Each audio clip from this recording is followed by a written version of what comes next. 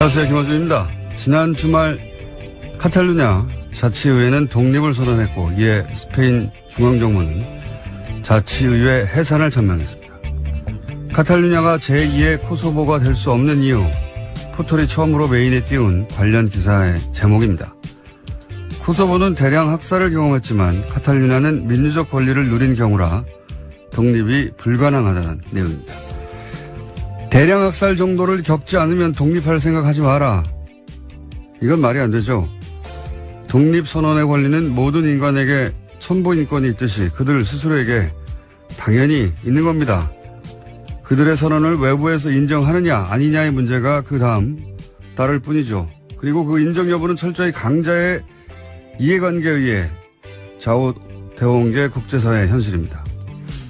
코소보는 학살을 당해서 독립이 인정된 게 아니라 러시아의 세르비아 동맹을 약화시키려는 미국의 전략적 지지가 있었기 때문 아닌가요? 그리고 그래서 코소보 독립을 러시아 중국은 여전히 인정하지 않는 거죠. 대량 학살을 겪는다고 독립이 보장됐으면 독가스 인종청소를 경험한 쿠르드는 진작에 독립을 했어야 합니다. 약소민족들이 최근 선언한 독립들 아마 대부분 실패하겠죠.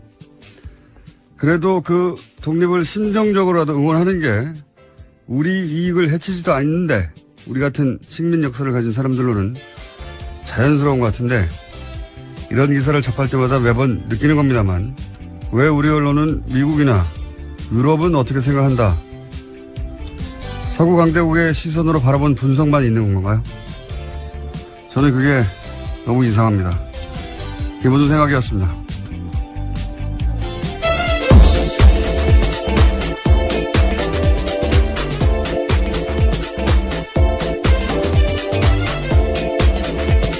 시사일의 김은지입니다. 네. 저는 이런 뉴스가 참 관심이 많은데 월요일 어떠십니까? 안 좋아 보이시는데요. 괜찮으신가요? 졸립니다. 네, 매우.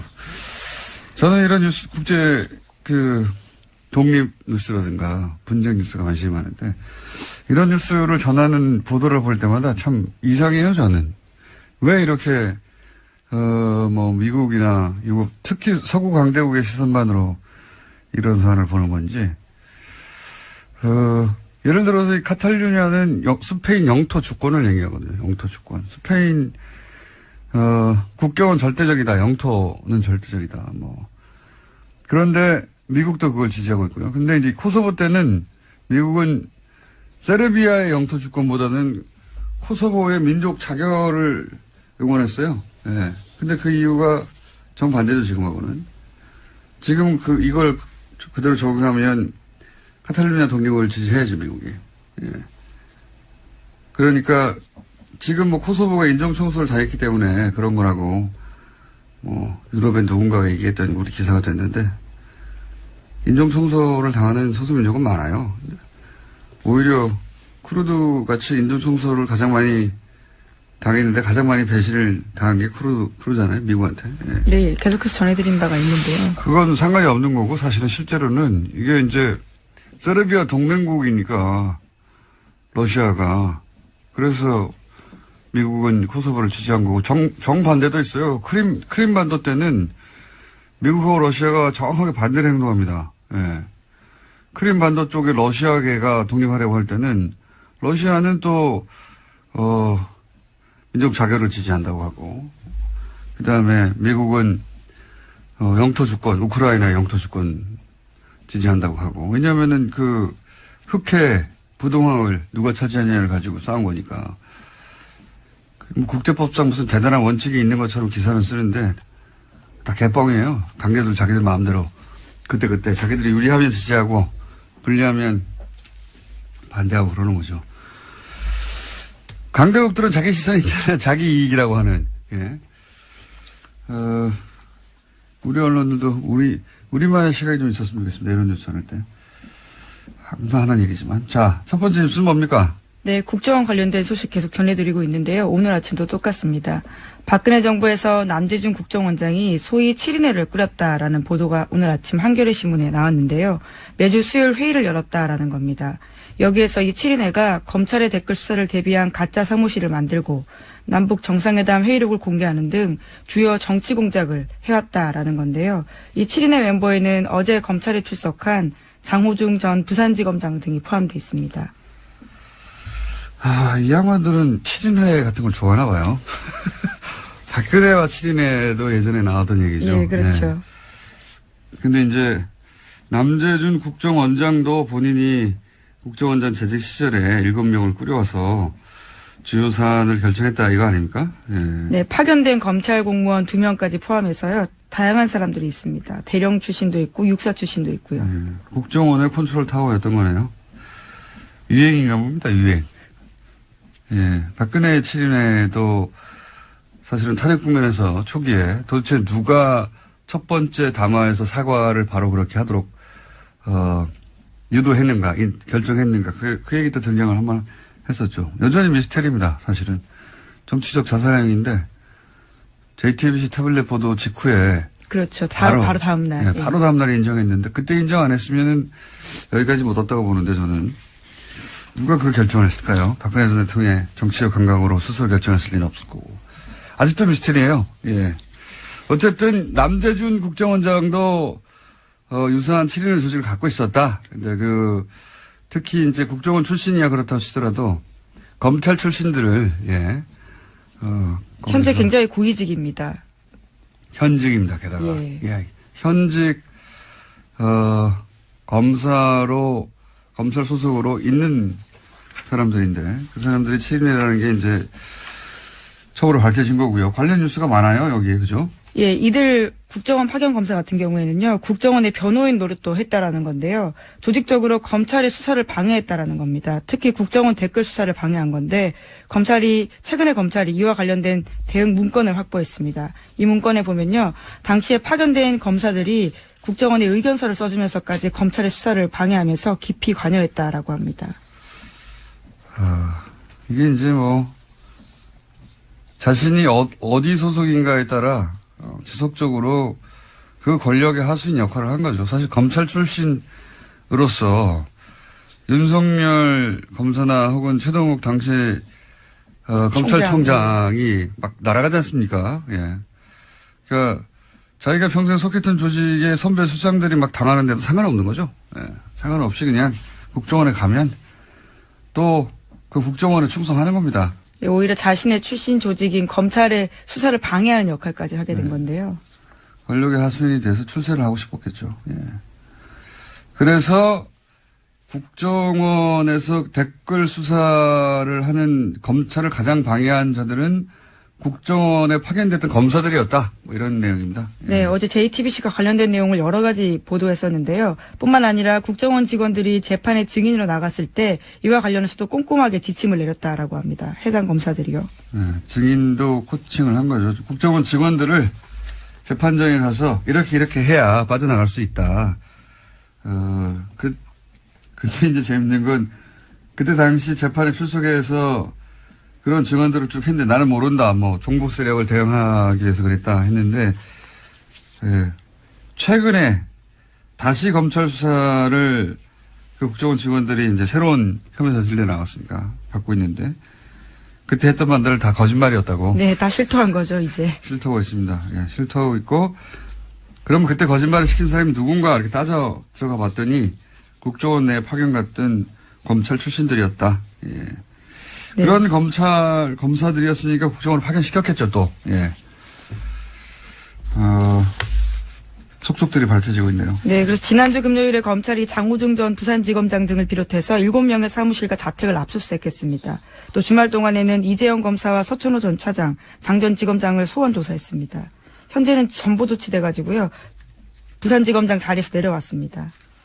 그게 이제 검찰 내에서도 예를 들어서 검찰 내에서 검찰 출신들이나 지검장이 굉장히 높은 사람이거든요. 예. 네, 그렇죠. 지검장 정도로 수사할 때 반발이 있거나 또는 잡음이 있을 수 있는데 이건 없어요.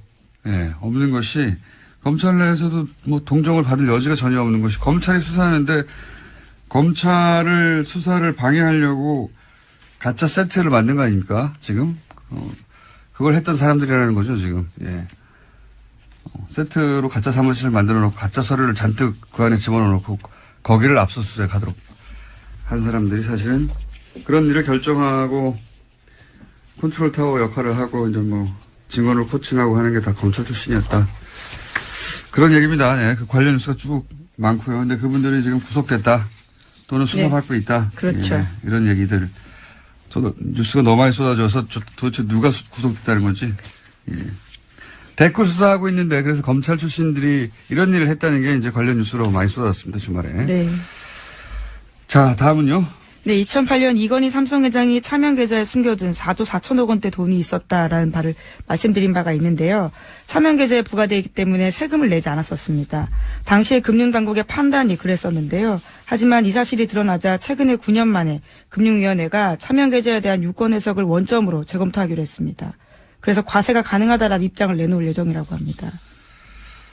금융위원회 주요 인사들은 뭐 바뀌지 않았다고 해요. 정권이 바뀐 거죠. 예. 정권이 그렇죠. 바뀐 유권 해석이 바뀌는 거니까요. 정권이 바뀐 것이고요. 과징금 부과 대상은 아니라고 했는데 이렇게 되면은 조 단위는 아니고 그죠? 예.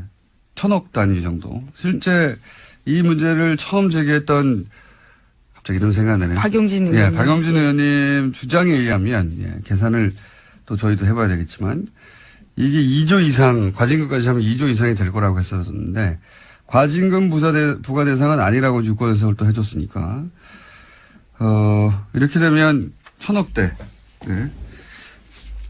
얼마나 많이 빠져나갔습니까? 2조에서. 네, 그렇죠. 이자와 배당 소득세. 예. 예, 이자 배당 소득만을 부과하는 거니까요. 근데 이 문제는 한 번 더 나오겠네요. 왜 과징금 부과 대상은 아니냐. 과징금을 부과하면 실제로 총 4조 얼마가 남겨져 있었는데 거의 다 돈이 없어질 수도 있다. 그런 네. 얘기도 있었거든요. 90% 세율을 적용할 경우에 대한 이야기일 텐데요. 오늘 최종구 금융위원장이 국회 국정감사 나오기 때문에 이 문제 다시 따져 물을 것으로 보입니다. 그러니까요. 예. 자, 실제 얼마나 부과될지 관심 있게 지켜봐야 되겠습니다. 그리고 이제 깜빡 잊었는데 원세훈 아까 댓글 이야기할 때 원세훈 원장이 국정원은 불법적으로 일을 해야 한다 뭐 이런 얘기를 했다고 했잖아요. 그죠? 네, 관련된 소식이 또 주말 동안에 전해져서 화제가 됐었는데요. 댓글 공작 등 혐의로 구속된 유성욱 전 심리전단장의 발언입니다. 자신이 수감되기 전에 장문의 글을 남겼는데 이를 경향신문이 보도한 겁니다. 그러니까요. 원세훈 전 원장이 어떤 이야기를 했는지에 대한 폭로인데요. 내용을 보면 이렇습니다. 적법 범위 내에서 일할 것 같으면 국정원이 무슨 필요가 있느냐. 국정원은 법을 초월해 일할 수 있어야 한다. 이렇게 강조했다는 겁니다. 국정원이 다른 국가와 첩보 전쟁을 하면서 그런 경우가 있을 수는 있겠지만 이게 이제 국민들을 상대로 댓글 다는데 이걸 적용했다는 거죠. 예. 그렇죠. 자국민 대상으로 불법적인 일을 해야 된다라고 아예 지시했다라는 거죠. 이건 뭐 그럴 법한데 제가 폭로한 장문에 글에서 주목했던 부분은 뭐냐면 원세훈 원장이 재임 기간 중 지나치다 싶을 정도로 사이버 업무에 매달렸다 이런 기억이 있다라고 하면서 이제 쭉 썼잖아요. 다음 아고라를 잡아야 된다느니. 근데 이건 제가 지난번에 한번 얘기한 것 같은데 이렇게 원세훈 원장의 사이버 업무에 매달린 이유 자체가 이명박 전 대통령 때문이에요. 예, 이명박 전 대통령 취임 초기부터 청와대 행정관이 근무하는 사무실에 내려와서 여기저기 댓글 달라고 직접 지시했다고. 이건 제가 이명박 정권 초기에 들은 이야기입니다. 초기에.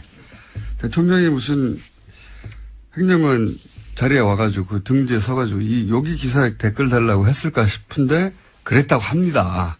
그랬다고 그때부터 본인과 관련된 기사의 댓글에 대단히 민감했다. 댓글에 대한 집착을 보여주는 장면이에요. 네. 원세훈 원장의 집착이 아니라 이명박 전 대통령의 집착이었다고 저는 알고 있습니다. 그것이 뜻대로 안 되자 결국은 국정원을 그렇게 조직적으로 초반에는 그러니까 청와대 행정관들, 청와대 내에서 일부 행정관들이 그런 댓글 작업을 하다가 그 규모가 감당이 안 되니까 결국은 국정원이나 사이버 사령부로 그렇게 조직이 외부에서 전문적으로 커진 것이 아닌가라고 저는 추정하는데 여기서 확실한 것은 어쨌든 임기 초기에 행정관 근무하는 데 내려와서 PCD에 서서 그 일을 당했다는 사람으로부터 저는 건네들은 이야기입니다. 이건. 예, 그렇다면 이제 원전 원장의 입이 주목될 수밖에 없는데요. 이명박 전 대통령이 시켰다라는 진술만 남아 있는 겁니다. 글쎄요. 자신이 형을 살고 나서 그 다음 삶을 어떻게 그릴 것인가에 달려 있겠죠. 예. 이미 형은 확정됐으니까요. 네, 뭐 자. 아직 2심이긴 한데요. 사실상 확정입니다. 하나, 둘 정도 더 할 수 있을 것 같습니다. 예, 뭐가 있나요? 또 다스와 관련된 비자금 조성 의혹 문건이 나왔습니다. 2008년에 차명으로 보이는 10여 개의 개인 계좌에서 다스로 120억 원이 옮겨졌다라는 JTBC 보도 내용입니다. 이 내용은 저희가 잠시 후에 이 내용 전문가들이 두 분 있어요. 조진우 기자하고 안홍근 총장이 JTBC가 급하게 아침부터 단독을 한 내용이죠. 예.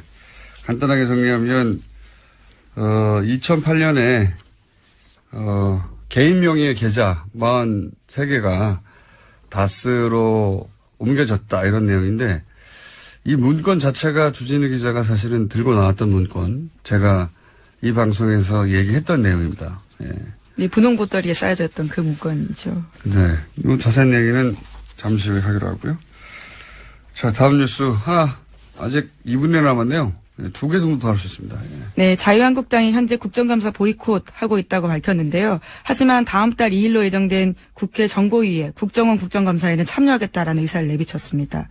정보위 자유한국당 간사인 이완영 의원이 어제 밝힌 바인데요.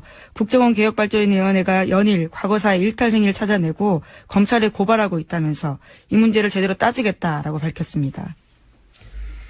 이제 뭐 이건 다른 게 아니고 이제 국감이 끝났기 때문에 이대로 국감 끝까지 안 들어갈 수는 없으니까 네 마지막 정보위원회 들어가겠다고 하는 거겠죠. 예.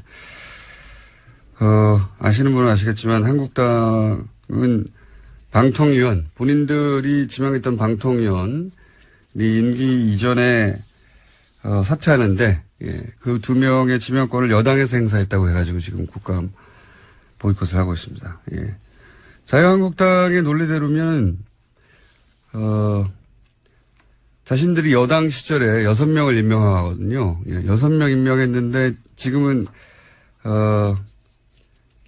야당이 되면 이제 3명으로 줄잖아요. 심지어 야당도 다양해졌습니다. 과거와 다른데요, 처지가요. 예, 야당이 되면 이제 줄어드는데 숫자가 그걸 인정할 수 없어서 예, 자신들이 한번 임명했던 사람들이 보궐이 되면 그 사람들을 자기가 야당이 됐더라도 계속 지명해야 된다는 논리로 이제 보이콧을 하는데 이 논리대로면 6명을 여당일 때 지명했어요. 자신들이 야당이 됐어요. 이제 3명으로 줄어야 되는데 임기 직전에 다 사퇴하게 만드는 겁니다. 그러면 영원히 6명을 지명할 수 있어요. 이런 논리대로면. 왜냐하면 임기 전에 6명은 자유한국당에 배정됐다는 주장이거든요. 야당이냐 여당이냐 아니가. 놀라운 아니라. 주장입니다. 예, 그래서 이 논리대로면 여당 상관없이 자유한국당은 항상 6명을 할 수 있습니다. 임기 직전에 사퇴시키고 계속 보궐시키면 되죠. 연속해서. 말이 안 되는 주장인데. 어쨌든 그 이유 때문에 국감 보이콧을 했는데 큰 반향이 없자 예. 막판에는 참석하려고 하는데 그게 이제 마침 국정국감입니다. 뭐 있나요 또? 예, 하나 더 소식 전해드리면요. 네. 예, 김무성 바른정당 의원 등 당내 통합파 의원들이 어제 회동을 가졌습니다. 그리고 오늘 11월 1일에 개최 예정인 의원총회를 전후로 해서 탈당을 할 예정이라고 합니다. 선도 탈당 이게 아니라 한 번에 움직이려고 하는 거군요. 예. 네, 11월 3일에는 또 자유한국당의 박근혜 전 대통령 관련해서 출당 관련된 최고위원회가 있거든요. 여러 가지로 분수령이 될 자리가 있다라는 주장입니다. 녹취록이 어떻게 되느냐, 이영주 의원의. 그게 또 중요한 관건이겠죠. 원래 홍준표 대표하고 서청원 의원이 대결할 때 처음에 녹취록은 하나만 존재하는 것으로, 예. 그 녹취록의 내용을 각자 자기가 유리한 방식대로 얘기하는 것으로 이렇게 이해가 됐었는데, 이용주 의원이 등장하면서 양상이 좀 달라졌어요. 이용주 의원은 홍준표 대표는 그 재판 시작되기 전에 돈을 전달했다고 하는 사람, 그 사람은 서청원 의원 사람인데 왜 나한테 그러냐라고 항의했다고 하고. 네, 자제시키라고 전화했다라는 취지죠. 서청원 의원은 자신에게 청착했다고. 그건 뭐 같은 말로 어떻게 해석하냐에 따라 다를 수 있습니다. 이용주 의원이 등장해서 했던 말은 두 사람이 그동안 다퉜던 내용과는 다르고 사실이라고 하면 다르고 1심이 끝난 후에 돈을 전달한 사람의 진술을 번복하게 해달라는 청탁을 했다라는 게 이용주 의원의 주장이거든요. 예. 그러한 또 녹취록이 있다는 취지 이야기인데요. 그러니까 만약에 그게 실제로 있다면 그 녹취록이 개뻥이냐 아니냐에 오늘 여러 따라서 번 나오네요. 개뻥. 왜냐하면 정치권에서 이런 녹취록이 있다는 공방이 뭔가 결정적으로 끝난 경우가 별로 없어요. 예, 녹취록이 있다고 막 하다가 흐지부지 사라지거나 녹취록을 들어봤더니 별거 아니거나 그런 경우가 많았거든요. 근데 이제 이 경우는 다른 당의 의원인데 녹취록이 있다고 들고 나왔기 때문에 그리고 이제 지금까지 얘기하고 다른 이야기를 했기 때문에 이 내용에 따라서는 사실은 홍준표 대표의 운명이 갈릴 수도 있고 서청원 의원이 이제 두 말 더 이상 할 수 없이 출당을 당할 수도 있고요. 또는 그 내용이 이용주 의원이 주장했던 것과 다르면 이용주 의원도 굉장한 타격을 또 입을 수도 있습니다. 어떻게 될까요? 녹취록이 이 주장들은 두 개에 해당되는 건데. 예. 네, 아직은 홍준표 대표와 서청원 의원 사이에 설전만 남아있는 상태입니다. 알겠습니다. 자, 오늘은 여기까지 하겠습니다. 시사인의 김은지였습니다. 감사합니다. 참뭘 억수로 아파. 자, 주진우 기자, 안원구 청장님 나오셨습니다. 안녕하십니까. 예, 안녕하십니까. 안녕하십니까. 네, 오랫동안 이미 2달 이상 거의 보이시면 3개월째 진행하게 된 이 코너. 저희가 처음 이 다스 얘기를 꺼냈을 때 굉장히 어려웠어요.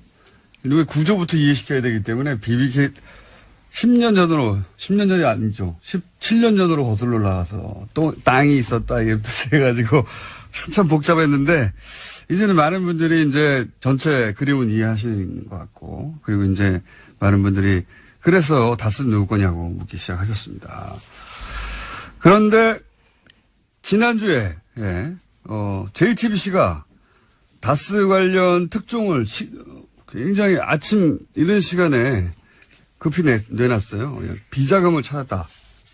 비자금으로 의심되는 계좌를 찾았다. 예, 비자금 계좌라고. 근데 이제 그 내용을 자세히 듣고 보니까 이거는 우리가 2달 전에 다뤘던 문서 이야기 같은데. 안원구 청장님 아닙니까? 예, 지금 이쯤에서 제가 좀 고백을 해야 될 게 있는데요. 그 주진우 기자가 찾은 문건 속에 그 비자금으로 보이는 명단들이 있었지 않습니까? 그걸 제가 하도 아무도 안 받길래 제가 그 JTBC에 그걸 줬어요, 사실은. 주진우 기자한테 상당히 미안하게 생각하는데. 아니, 그 말은 하고 해야 될 거 아니야, 말은.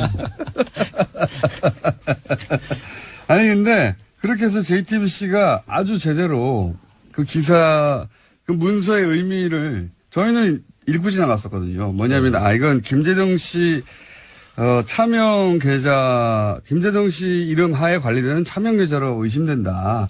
이것이 결국 비자금 아니겠는가. 뭐 이런 식의 아주 짧은 코멘트만 하고 넘어갔어요. 예. 예, 그랬는데, 여기서 JTBC는 뭐랑 매치를 시켰냐면, 이거는 JTBC의 공입니다. 공인지 실수인지 앞으로 밝혀지겠지만. 2008년에 이제 정호영 특검이 있었습니다. 정호영 특검이, 도곡동 땅에, 소위 말해서 BBK 특검이었죠. 예, BBK 특검. 덮어주기 특검이었죠. 예.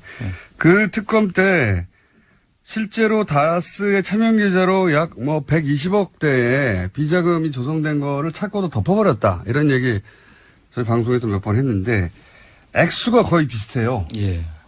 그래서 JTBC는 소위 이제 정호영 특검이 덮었다고는 120억 대 비자금의 계좌를 확보한 것으로 이해한 겁니다. 그렇게 지금 보도가 나갔고. 예. 네. 네. 그럴 수도 있죠. 그것도 안원구 청장의 공이 큰 것 같은데, 아니에요. 그 아니에요. 그 정호영 특검이 찾은 그 비자금은, 네. 그때 당시 사장 김성우라는 사장이 그 권안무개 전무랑 해서 관리하던 따로 MB는 모르던 자금이었어요. 그래서 그 MB는 모르던 비자금을 찾아서 MB 쪽 다스한테 돌려준 게 그때 100억 원대 그 자금이었고. 이명박 전 대통령이 모르던 비자금이 있을 수 있습니까? 모르는 것으로 했겠죠. 자, 아니요. 2007년까지는, 네. 다스는 이명박의 회사고 이명박이 수시로 돈을 찾아가요. 그러기 위해서는 전산화를 시키면 안 돼서 수기로 장부를 만들었어요. 수기로. 그래서 장부를 만들고 돈을 계속 빼갔습니다. 선거 때마다 이렇게 빼가고 왔다 갔다 했는데, 워낙 그렇게 장부도 제대로 안 되고 전산화도 안 됐으니까 이거 빼먹기 좋지 않습니까? 그러자. 그럼 이명박 전 대통령 잘못이 없죠. 그 비자금에 대해서 몰랐다면. 자, 100몇억에 대해서는 없는데 그것만 비자금이냐? 그것 말고 또 있어요. 이번에 나왔던 그거는 이것 말고 또 다른 비자금이었고요. 아니 그러니까 이제 그러면 정리를 해보자면 정호영 특검이 찾았던 120억 그 비자금은 그러니까 MB는 모르고 그 임직원들이 해먹다가 걸린 돈이었어요. 라고 지금 주진우 기자는 알고 있는 것이고. 그럼 그 자금들을 다스로 옮겼는데. 그 자금을 그걸 현실화한 것이다. 이런. 네네, 그렇습니다. 그 부분은 또 다르게 얘기했는데, 지난번에 우리가 방송에서 대통령 되기 전에. 못 알아듣고 있어요. 지금 혼자 진도 나가지 말고. 자.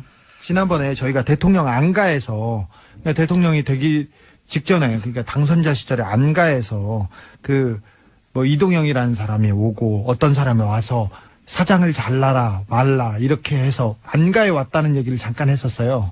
근데 그때 잠깐만 혼자 막 진동하는데 한 달 전쯤에 이명박 전 대통령이 된 이후로도 다스의 인사와 관련해서 직접 지시를 안가에서 내렸다 이런 얘기를 한 적이 있습니다. 네. 그 내용을 지금 혼자 막 진도 나가고 있는 거예요. 그런데 자, 인사와 그 비자금 얘기였는데 비자금은 어떻게 처리할 것인지에 대한 회의가 그때 있었어요. 그런데 다스의 비자금은 너무나 많아서 그 120원 그 특검이 발견했던 그 120억 덩어리는 다른 덩어리고요.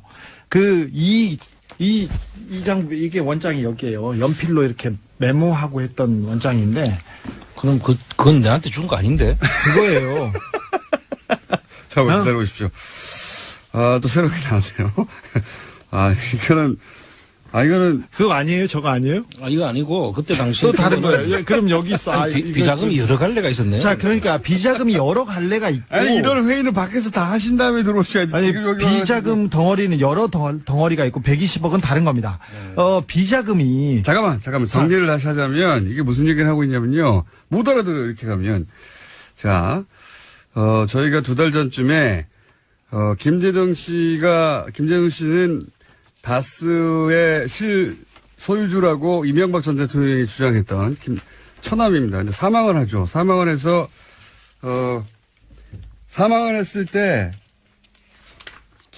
김재정 씨와 몇몇의 차명으로 관리되던 계좌가 40개 이상 있었어요. 예. 그 계좌에서 약 120억이 회사로 들어갑니다. 다스 회사로.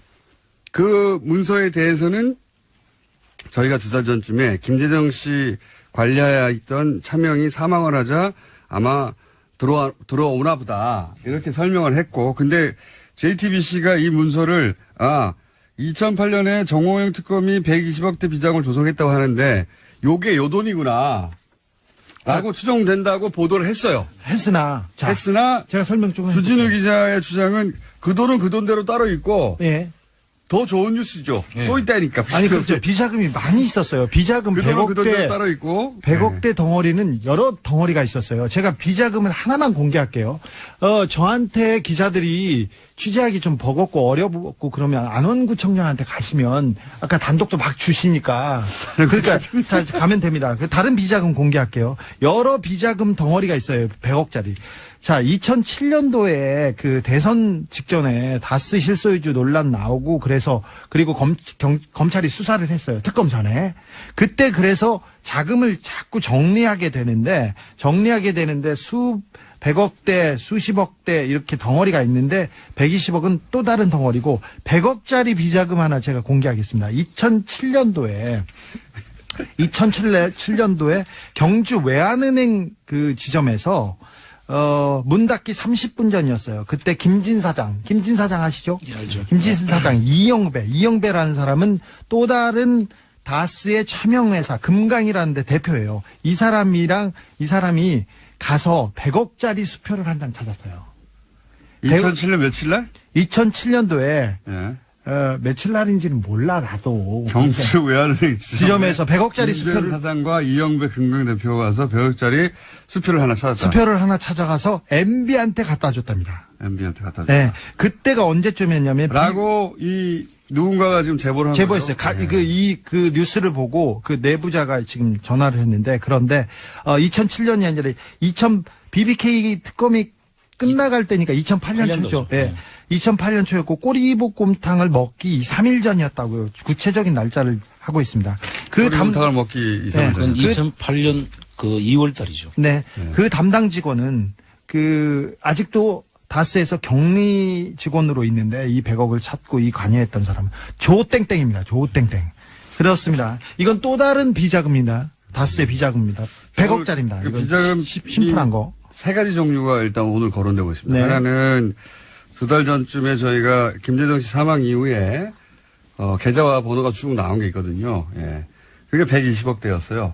그리고 2008년 정호영 특검 때 비자금을 찾았는데 회사에서 덮어버렸다고 하는 비자금이 있습니다. 그 비자금과 김재정 씨 비자금이라고 추정되는 내용이 같은 건 줄 알았더니 다른 거예요. 다른 거라고 이제 주진우 기자는 주장하고 있고 JTBC에서는 아니 JTBC 몰라 이거 그거 모른다. JTBC는 같다고 생각을 해서 네. 예, 그렇게 추정을 한 JTBC에서 것이고 본 자료는 예. 어떤 자료냐면 그 개인 명의로 돼 있는 그래 명의로 있는 자금을 다스로 넘긴 자료죠. 다스로 옮긴 자료예요. 그러니까 그때 무슨 우리가 이야기냐면 설명한 게 맞아요. 예. 그 이야기는 뭐냐면 실시간으로 회의 중입니다. 지금 이 돈은 무슨 돈인가? 그 자금들은 이제 정호영 특검이 지금 추정해 보면 정호영 특검이 있다고 했잖아요. 그거를 아마 이제 있다고 해서 그거를 현실화 시켜서 덮으려고 했던 거 아닌가. 그럴 수도 추정할 수 있겠습니다. 자, 근데 그럴 비자금 수도 덩어리가 지금 다른 덩어리가 하나 있죠. 한 덩어리만 더 얘기할게요. 이게 무슨 얘기냐면 정호영 특검이 비자금이 있다고 하니까 이게 두 분만 알아들으면 뭐해요? 두 분이 회의는 밖에서 하고 방송 내용을 해야 되는데 두 분은 지금 합의를 봤습니다. 어떻게 합의를 봤느냐? 정호영 특검이 120억대 있다고 하는데 그러면 그게 비자금이 아니라고 이제 맞춰야 되잖아요. 그래서 김재정 씨 차명 중에 120억대를 이렇게 두드려 맞춰가지고 그걸 해명하려고 했던 거 아니냐? 이런 지금 설명입니다. 그리고 지금 주 기자가 준 이 자료는 그 자료가 아니죠. 그 자료가 아닙니다. 다른 자료예요. 예, 또 다른 비자금 정도. 그러니까 기자들 오시면 내가 다 드릴게. 자, 그리고 하나 더. 잠깐만. 비자금 하나 더 공개하자고. 잠깐만, 비자금 그래서 세 가지 종류가 지금 거론이 됐고요. 다른 덩어리 또 줄게. 자, 네 번째 덩어리가 나오려고 합니다. 네 번째 덩어리입니다. 강남 교보생명. 강남 교보생명. 옛날에 제일생명 사거리에 있었는데 거기에 있는 교보생명 지점에서 이병모.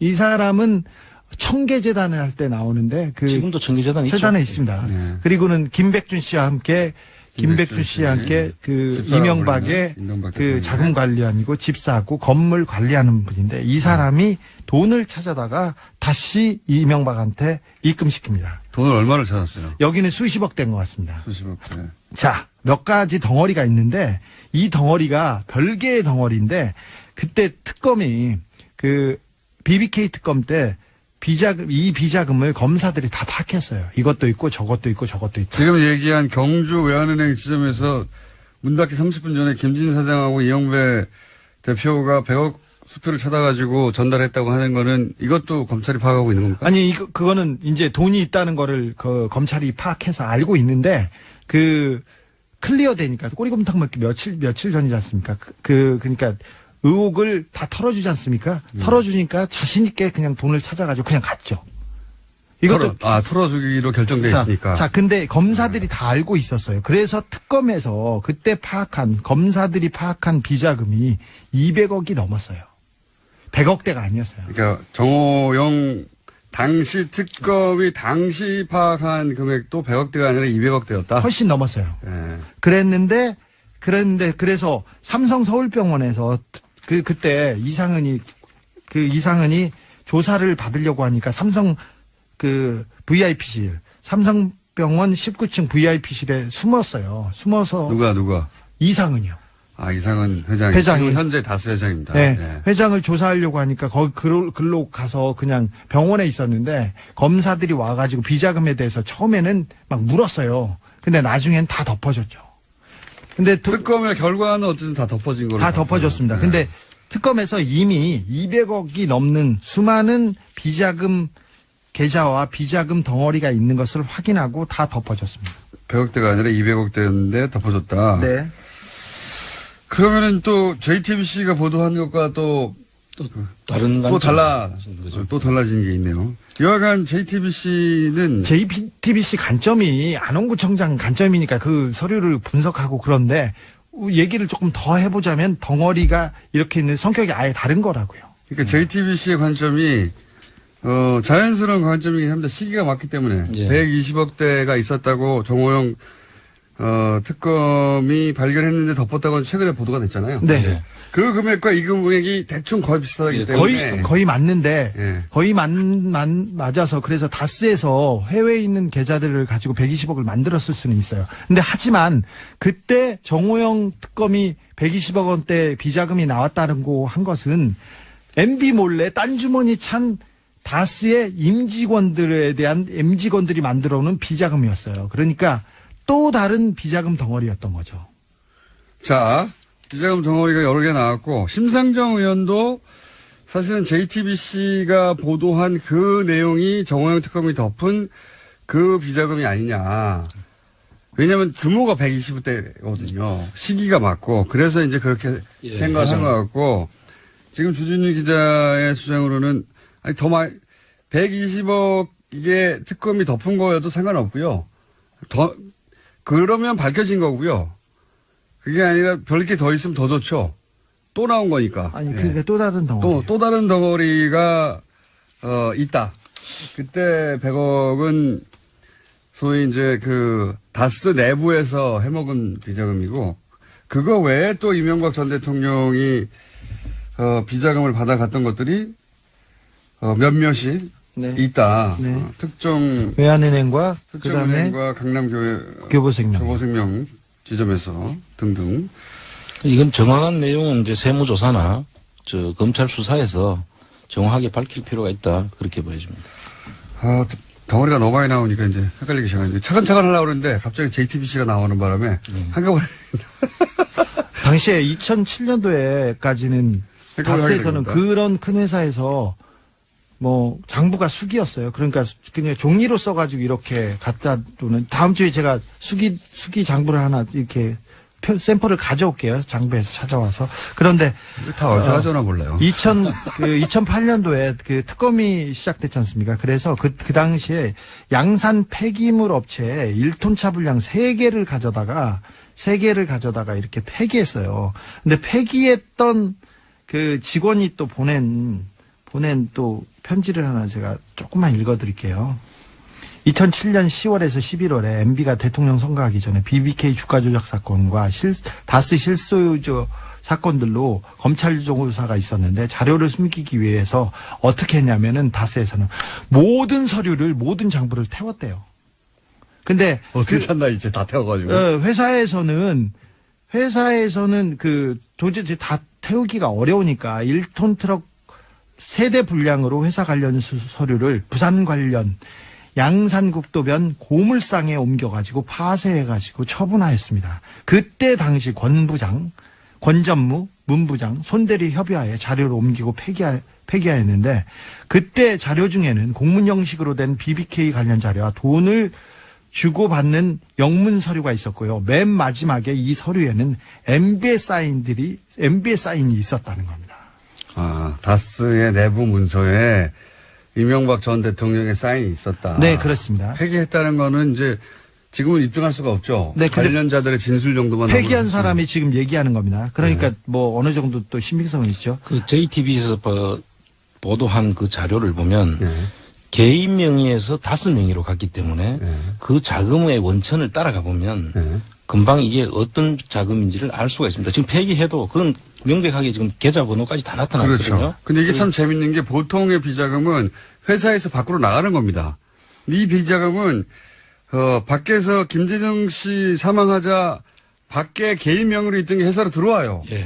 이상한 흐름이에요, 굉장히. 그것도 비자금으로 이렇게 물론 비자금이죠. 그렇죠. 빼돌린 정상적이지 않은 돈이니까. 그렇습니다. 개인 명의로 돼 있던 걸 다스로 옮겼기 때문에 비자금이- 금융실명법도 위반이죠, 그 당시에. 예. 비자금이 많으니까 참 좋네요. 자꾸 네. 나와가지고. 그렇죠. 이야기거리도 많고. 그러면 당시 BBK를 수사했던 정호영 특검 소속의 혹은 BBK 관련 수사를 했던 검사들은 지금 뭐 하고 있나요? 난 지금 현직에 거의 있습니다. 근데 이분들이 그냥 수사하면 됩니다. 뭐 압수수색 하지도 않고 옛날에 있었던 걸 캐비넷에서 꺼내서 그냥 하면 됩니다. 그래도 그분들이 다시 BBK가 수면에 올라오는 것을 상당히 부담스러워하겠죠. 하고 있었던 것 같아요. 이게 이분들은 BBK 수사가 제대로 잘 됐다고 생각하는지 아닌지 몰라도 최소한 주장은 현재 하고 있는 분들이거든요. 잘 됐다. 예. 그러니까 일단 수사가 어려워요. 일단 이 BBK와 다스의 진실이 밝혀지려면 이 검사들의 양심 고백, 국정원에서 검사들이 진실을 막았던 것처럼. 그런데 어떻게 막았는지 제 사건에서 사실 좀 알 수 있어요. 당시 BBK 수사의 정점에 최재경 전 민정수석 그리고 김기동 검사 많이 거론되는 분들이죠. 네. 이 김기동 검사하고는 주진우 기자도 안홍구 청장님도 인연이 있지 않습니까? 근데 저는 원고 피고 관계였어요. 네. 이 사람들이 저를 다 고소해가지고요. 전 제 수사를 해서 저를 구속시킨 사람이죠. 이미 김기동이요? 그런데 이 사람이 어떻게 하다 보니 이게 다 이렇게 연결이 됐어요. 그 당시에 BBK 했던 분인데. 저를 한 번도 조사도 하지 않고 한 번도 나오라고 이야기도 없이 원래 바로 최순실 비자금 찾으려고 출연을 시작하신 분인데 하다 보니 이렇게 BBK로도 다 연결돼 자, 있어요. 예. 연결됩니다. 그 당시 BBK 수사검사들이 최재경, 김기동, 김우곤, 장영섭, 배종혁, 최성환, 박철웅, 박광배, 김양수, 김영석 다 지금 굉장히 좋은 부서에 다 있습니다. 그 중에서 김기동 검사하고는 인연이 특별하시다고. 그렇습니다. 예. 국세청에서 저를 청부 수사를 시켰고요. 그 당시에 이현동 당시 차장이 서울지검장인 노황균 씨한테 찾아갔다는 이례적으로 갔다. 근데 그때 제 수사를 시키기 위해서 같은 것으로 이제 추정이 되고요. 그래서 그걸 수사를 한 사람이 김기동 씨인데, 김기동 씨한테 그 당시 최재경 씨가 김기동 씨한테 이 BBK 다시 수면으로 떠올린다. 안홍구를 수사하지 말아라고 했다는 것을 내가 조선일보 간부로부터 들은 이야기예요. 그래서 일화가 구체적으로 어떻게 된다고요? 일화가 서론이 길어가지고 어떻게 했다고요? 일화가? 이제 김기동 씨가 수사를 김기동이 담당 검사였는데 예. 김기동이 검사하려고 했더니 최재경 전 검사가 최재경 씨가 안홍구 수사하지 마라. BBK 다시 떠올릴 수 있으니까 이렇게 말렸다고요? 그렇죠. 말렸다는 것을 이제 조선일보 들었다. 간부가 저한테 이야기를 해줬고요. 그분들이 수사를 하게 되면 BBK가 수면으로 떠오를 수 있다. 그러니까 건들지 마라. 이렇게 이야기를 했다는 거예요. 자, 어쨌든 구속되셨고요. 자, 김기동 검사는 1년만 갔다 오셨고 그래서. 네, 예. 네. 김기동 검사는? 네, 김기동 검사는 김경준한테 자기한테 형이라고 부르라고 하면서 형량을 네가 이명박을 빼주면 형량을 그런 딜이 줄여줄게 있었다는 주장을 김현준 씨가 했죠. 메모에도 나오고요. 그다음에 그 이후에 김기동이 중간중간에 계속 나옵니다. 방산 비리에도 나오고 다른 데도 나오는데 지난번에 140억이 다스로 갈 때 그 당시에 김경준 씨가 에리카 누나가 언제 금방 들어갈 테니까 잘 봐주세요. 그렇게 편지를 썼던 사람이기도 합니다. 김기동. 그렇죠. 굉장히- 예. 주진우 기자, 안홍구 청장이었습니다. 하나, 둘, 셋, 넷, 다섯, 여섯, 일곱, 여덟, 둘, 셋, 넷, 다섯, 다리 운동.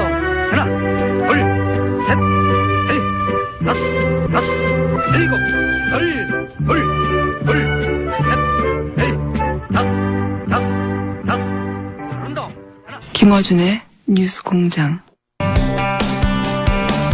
중국 공산당이 시진핑 1인 체제로 심지어는 황제로 등극했다라고 하는 언론 보도 최근에 많이 나오고 있습니다. 그런데 이건 잘못된 분석이다. 잘못된 해석이다.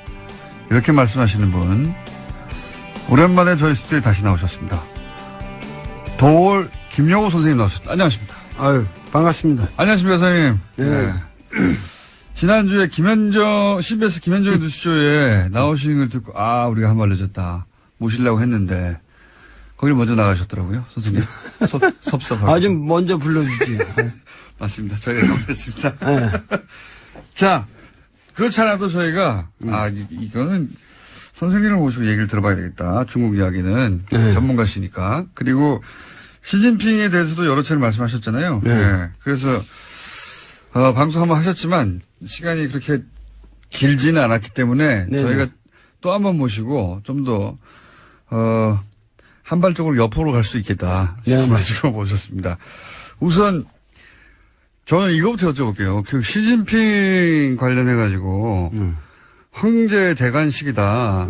그 외신들도 그렇게 많이 보도합니다. 예, 대관식이다. 그리고 뭐, 격대 지정이라고 하나요? 5년 미리. 예, 5년 미리, 그러니까 바로 다음이 아니라 그 다음 그 후계자를 미리 지정해 놓고 시작한다. 예, 그런 전통이 있는데, 이번에는 그렇게 안 하는 거 보니까 향후 10년간 시진핑이 해먹으려고 하는 거구나. 이제 뭐 사실상 전통도 다 깨고 황제가 됐다. 이런 보도가 많이 나왔잖아요. 우선 그거 잘못된 해석이다. 그거 왜 그렇습니까? 거기서부터 시작해야 될 것 같아요. 저도 기사를 읽다가 그런가? 이렇게 생각했거든요. 역시 형안이 있으시네.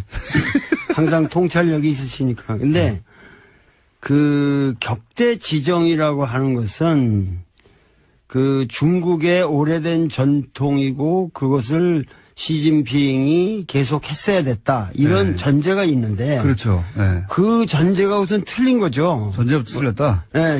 이 격대 지정이라는 것은 중국 현대사에서 단 한 번의 사례밖에 없습니다. 그것은, 등소평이 당시의 정황에서 이 문제를 해결해 나가는데 개혁개방을 강력하게 추진하기 위해서는 강택민과 같은 상해파의 테크노크라트가 필요하다. 그래서 그 사람을 후계자로 지목을 하면서 근데 이 사람은 상당히 권력 의지가 강하고 그 패거리 의식이 강하기 때문에 주변에 떨거지들이 콱 둘러쌀 거다. 그러면은 중국이 위태롭다. 그래서 굉장히 그런 성향에 반대되는 인물로서 자기가 믿을 수 있는 누구야 후진타오 호금도라는 인물을 다음에는 네가 10년 해먹고 그거 끝난 다음에 반드시 호금도로 해라. 해가지고 그걸 격대 지정이라고 했는데 그거는 이거 한 사례밖에 없어요. 그래요? 왜 그러냐면 그 다음에 시진핑이 올라올 때는 격대 지정이고 아무것도 없는 상태에서 시진핑은 그냥 올라온 거예요. 이 소위 말해서 강택민 상해파와 이 호금도 후진타오 공청단 안희성 사람인데 안희파들 뭐 이래가지고 그 사이에서 서로 견제할 때 하다가 엉뚱한 전혀 그 물망에 없었던 인물이 갑자기 튀어오르게 된 거예요. 그러니까 두 파를 견제시켜서 격대 지정이라는 게 오랜 전통이 아니라 유파가 계속 집권하게 되면은 이제 문제가 생길 것 같으니까 미리 정반대파를 지목해뒀고. 그게 첫 번째 사례일 뿐 그 이후로는 이런 전통에 의해서 계속 굴러간 게 아니다. 아니죠. 그래서 시진핑이라는 사람은 격대 지정과 무관하게 계파 간의 이 밸런싱의 문제로 갑자기 이상하게 튀어올라가지고 된 사람이에요. 이쪽 파도 아니고 저쪽 파도 아니고. 저쪽 파도 아니고. 그리고 양쪽 파를 자기가 된다면 다 졌거든요. 어떤 의미에서. 그러니까는 이 5년 동안에 이 사람은 굉장히 피눈물 나는 노력을 했고 그 5년간의 결실 이후에 사실은 격대 지정할 이유가 없는 거죠. 왜냐하면 자기가 원하는 그러한 정책을 강력하게 밀기 위해서는 또다시 황태자를 만들면 이건 구식이란 말이죠. 그거는 봉건적인 그 지정 방식이거든요. 그러니까는 오히려 그런 것을 사실은 격대 지정을 안 한 것이 사실은 민주적인 정치 제도의 발전입니다. 오히려. 그렇죠. 오히려 그것은 중국 공산당이 나아갈 굉장히 훌륭한 길을 예시한 거예요. 왜 이런 얘기를 하냐면은 네.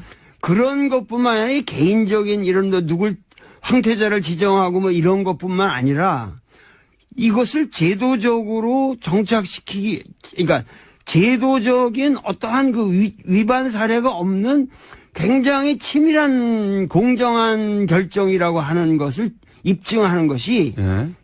더 중요한 거는 칠상팔하라는 거거든요. 칠상파가 뭡니까? 칠상팔하. 칠상팔하. 예. 67세까지만 예. 정계에 올라갈 수 있고 예. 68세가 되면 정확하게 니들은 다 물러나라. 예.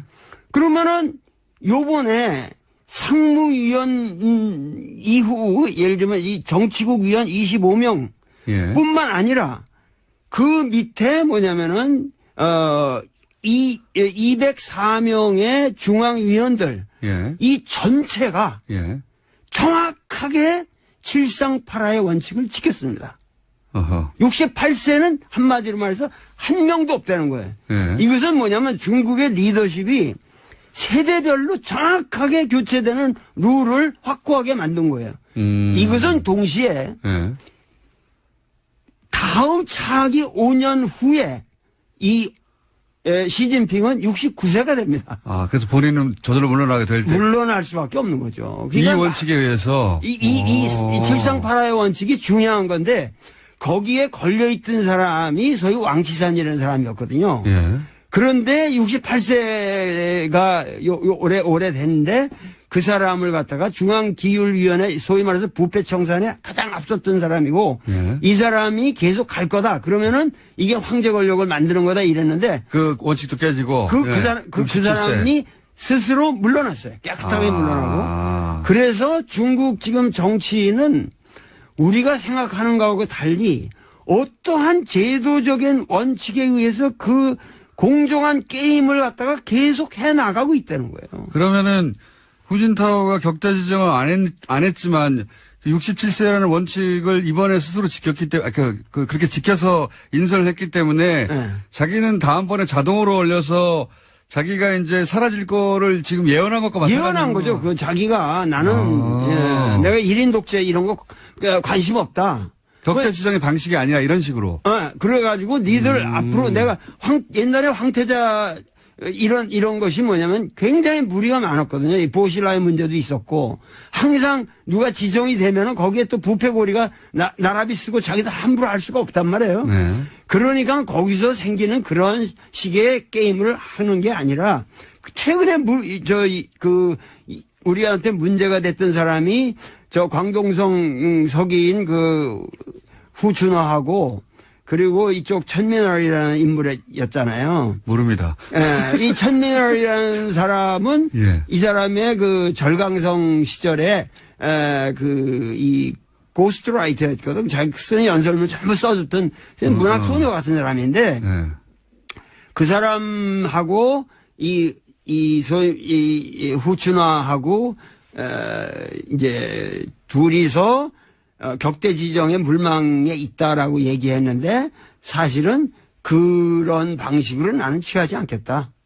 그러고서 니들은 공정하게 앞으로 5년 동안 25명 중에 1인으로서 거기서 이제 차기는 경쟁에서 성장해라. 올라와라. 그러니까 지금 사람은 5년 전에 내가 뭐 미래 해놓으면 교통사고로 죽을 수도 있고 어떻게 될지 모르는 거 아니에요. 그러니까 나는 저기를 안 하겠다는 거예요. 그러니까 내가 다음 후계자를 지정하는 방식 자체가 비민주적이다. 비민주적이라는 거죠. 예. 그리고 계속 젊은 세대가 정치 교체를 해 나가려면 그냥 나이로 자르면 된다. 그렇죠. 이런 원칙을 천명한 것이지 그러니까 황제가 안 되겠다고 한 것이다. 이게 거꾸로 안 되겠다고 한 것이죠. 그리고 이 전체 3시간 반에 예. 그 장문에 이거를 내가 다 들었는데 연설을 3시간 반이나 했잖아요. 그거 다 예. 들었어요, 내가. 실시간으로.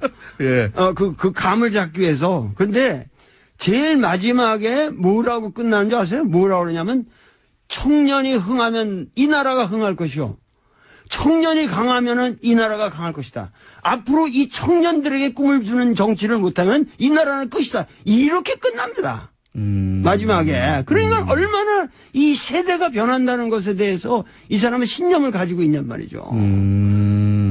그럼 우리 언론들은 이게 격자 지정이 안 됐기 때문에 이게 황제가 된 것이라고 그 선생님 말씀이 하자면 거꾸로 해석을 왜 이렇게 한 겁니까? 그것은 예.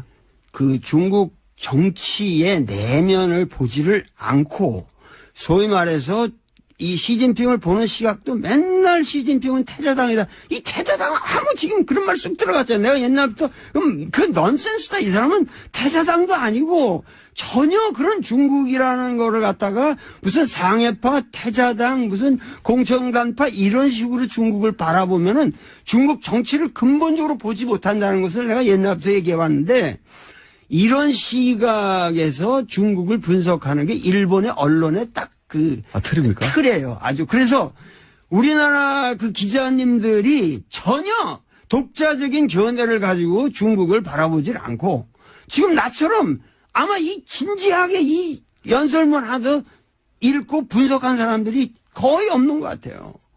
그러니까는. 없겠죠.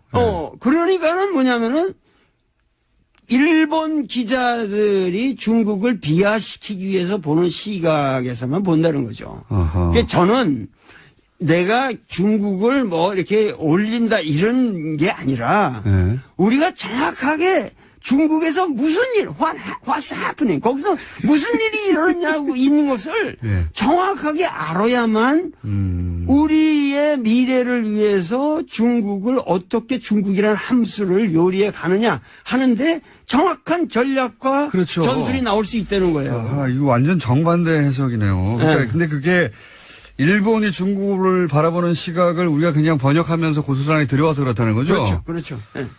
그러면은 지금 시진핑이 지금 청년을 말했고 또 동시에 신세대 중국 특색 사회주의라고 주장했는데 그런 말씀까지 다 아시네.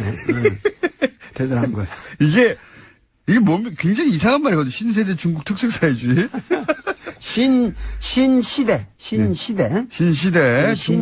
근데 신시대 중국 특색 사회주의. 이거 시진핑에게 무슨 사상이 있냐? 네. 사람들이 탁 묻는데 시진핑은 뚜렷한 사상이 있어요. 어떤 게 있습니까? 뭐냐면 요번 전체 여기 3시간 반의 연설을 치밀하게 분석해 보면 놀라운 게 있습니다. 무슨 얘기냐면은 공산주의라는 것은 우리가 이론적으로 여기 다 아시겠지만 뭐냐면 역사를 이 발전적으로 보는 거고 발전 단계로 보는 것이고 그리고 그 역사가 그 변죽법적 발전을 하는 가장 추동력이라고 하는 것이 소위 말해서 생산력과 생산 관계의 모순이라는 거란 말이에요. 네, 마르크스의 주장이에요. 네, 마르크스 주장에 그래서 그것이 생산 양식을 형성하는데 그게 하부 구조를 이루고 거기서 이제 상부 구조가 놀아난다 이런 얘기인데 이 사람은 완전히 그런 구태의연한 틀을 깼어요. 그러면 중국의 진정한 주요 모순은 뭐냐? 맨날 우리나라 주요 모순 그 논쟁이 있잖아요. LA NLPD. PD 뭐 이런 거. 근데 이 사람의 중국 사회의 주요 모순은 국민들의 아름다운 삶, 美好的生活, 아름다운 생활에 대한 열망. 그 아주 표현이 절묘해. 아름다운 생활에 대한 열망과 이 불균형의 엉터리 여태까지 발전 사이의 모순이 주요 모순이다. 그러니까는 그 아름다운 생활, 삶을 향한 국민들의 열망이라는 건 뭐냐? 양극화를 그렇게 표현한 겁니까? 그렇죠. 참 샤프하시네. 뭐냐면 여태까지는 이 등소평 이래 개혁개방 30년의 모든 그 모델은 선부, 특정한 놈, 흥묘백묘로 해가지고 어떤 놈이든 돈 많이 벌어라. 그럼 우리가 인정해줘 지원해주겠다. 그러면 거기서 꼼꼼을 떨어지는 거 분배한다. 예. 이런 선부론이 중국을 망쳐왔다는 거예요. 그래서 이 선부론을 이제는 뭐냐면 공부, 공유한다는 공산주의의 공짜로 예. 공부론으로 바꿔야 된다. 그리고 공향, 그 모든 부를 같이 국민들이 향유해야 된다. 그리고 국민이 주체가 되어야 된다. 단, 이 국민이 주체가 되도록 만들기 위해서는 중국의 현실상, 그게 중국 특색이라는 거예요. 예. 중국 공산당의 영도력을 무시하면 안 된다. 근데 중국 공산당의 영도력을 강화시키려면 가장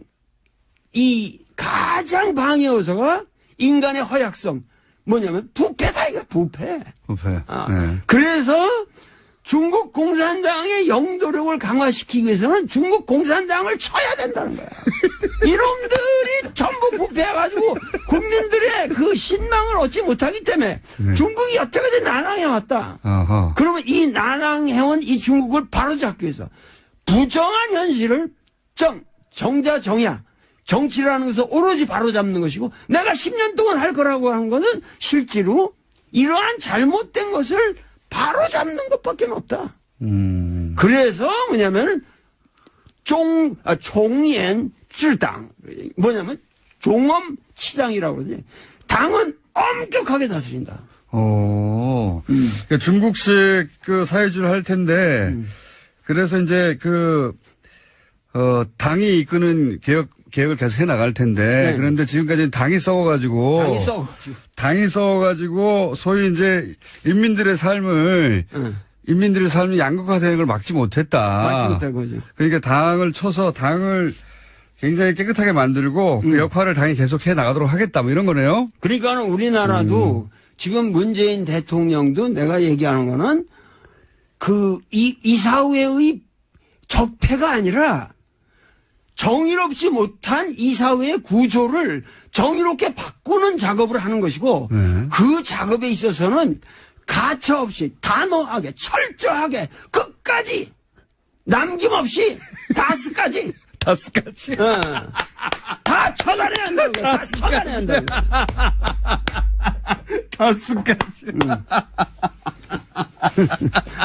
특별히 좋아하시네. 난 다스가 뭔지도 모르고 내 얘기를 했는데. 갑자기, 예, 시신빙에서 다스까지 오셔가지고. 알겠습니다. 어떤 의미에서는 문재인 대통령과 맥이 닿는 부분도 있습니다. 그죠? 그렇죠. 예. 문재인 대통령을 우리가 소득주도 성장이라든가 지금 정책 방향하고. 그런 것을 했는데 소위 말해서 이 중국 특색 사회주의의 그 오위일체라는 게 있어요. 이 사람 하는 오위일체. 기독교에서 삼위일체라고 그러잖아요. 근데 오위일체인데 오위일체라는 게 뭐냐면은 경제건설, 정치건설, 문화건설, 사회건설, 생태문명 건설이 하나다는 거, 일체다. 이 5가지의 위가 있는데 그런데 경제, 정치, 문화는 중공 16대에서 이미 3위일체로 나왔어요. 그 다음에 17대에서 4위일체라고 그래서 사회건설까지 들어갔어요.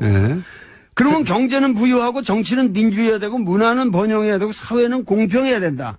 이게 지금 17대까지 나왔는데 이번 19대에 5위일체가 들어갔는데 환경이 나왔네요. 거기에 생태 문명 건설이라는 게 들어간 거예요.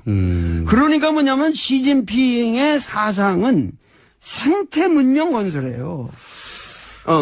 지금 뭐냐면 국민들의 삶을 아름답게 이 사람은 무슨 얘기까지 하면 매일이 사회주의, 그러니까 아름다운 사회주의를 해야 한다는 거예요. 여태까지 사회주의는 그냥 평등이라는 그런 명목하에서 썩었다는 거예요. 이 막스 레닌주의를 암암리 까는 거예요. 뭐냐면 이제는 아름다운 사회주의를 해야 되고 그다음에 매일이 덮고자 그러면서 아름다운 국가를 만들어야 된다. 그렇게 해서 전인적인 국민 모두가 전인적인 발전을 해야 된다. 이런 식의 레토릭이 대단하거든요. 아하. 예. 사실 중국이 최근에 각종 그 환경 부담금 국제적인 많이 내고 미국이 트럼프가 빠져나가는 자리를 중국이 막 메우고 있어요. 메우고 있어요. 예. 그게 근데 그런 데서 나온 거군요. 실제로 예. 중국은 이 태양광 발전에 있어서 세계 제1위를 맞습니다. 기술 면에서도 제1위를 달리고 있고 여러 가지 면에서 지금 뭐냐면 도시 계획도 뭐냐면 지금 아까 그 후춘화 같은 경우도 얘기지만은 그 사람의 그 잘못된 것이 뭐냐면은 그 사람의 몽골 비서 당서기를 할 적에 그 예를 들면 3만 명이 사는 지역에 10만 명이 사는 그냥 뭐 그 아파트를 지고 막 이런 식으로 예. 무자비한 개발들을 했단 말이에요. 그러니까 예. 이 사람은 지금 중국의 문제는 이런 무분별한 개발에 있고 그래서 이거를 막아야 된다는 거예요. 그리고 토지 관리라든가 그리고 특히 중국은 아직까지 농촌 인구가 30%나 됩니다. 그러면은 이것에 의한 중국의 농촌을 살리지 않으면 중국이 미국이나 이런 거랑 앞으로 그 대항할 때 중국의 특색이 없어진다는 거예요.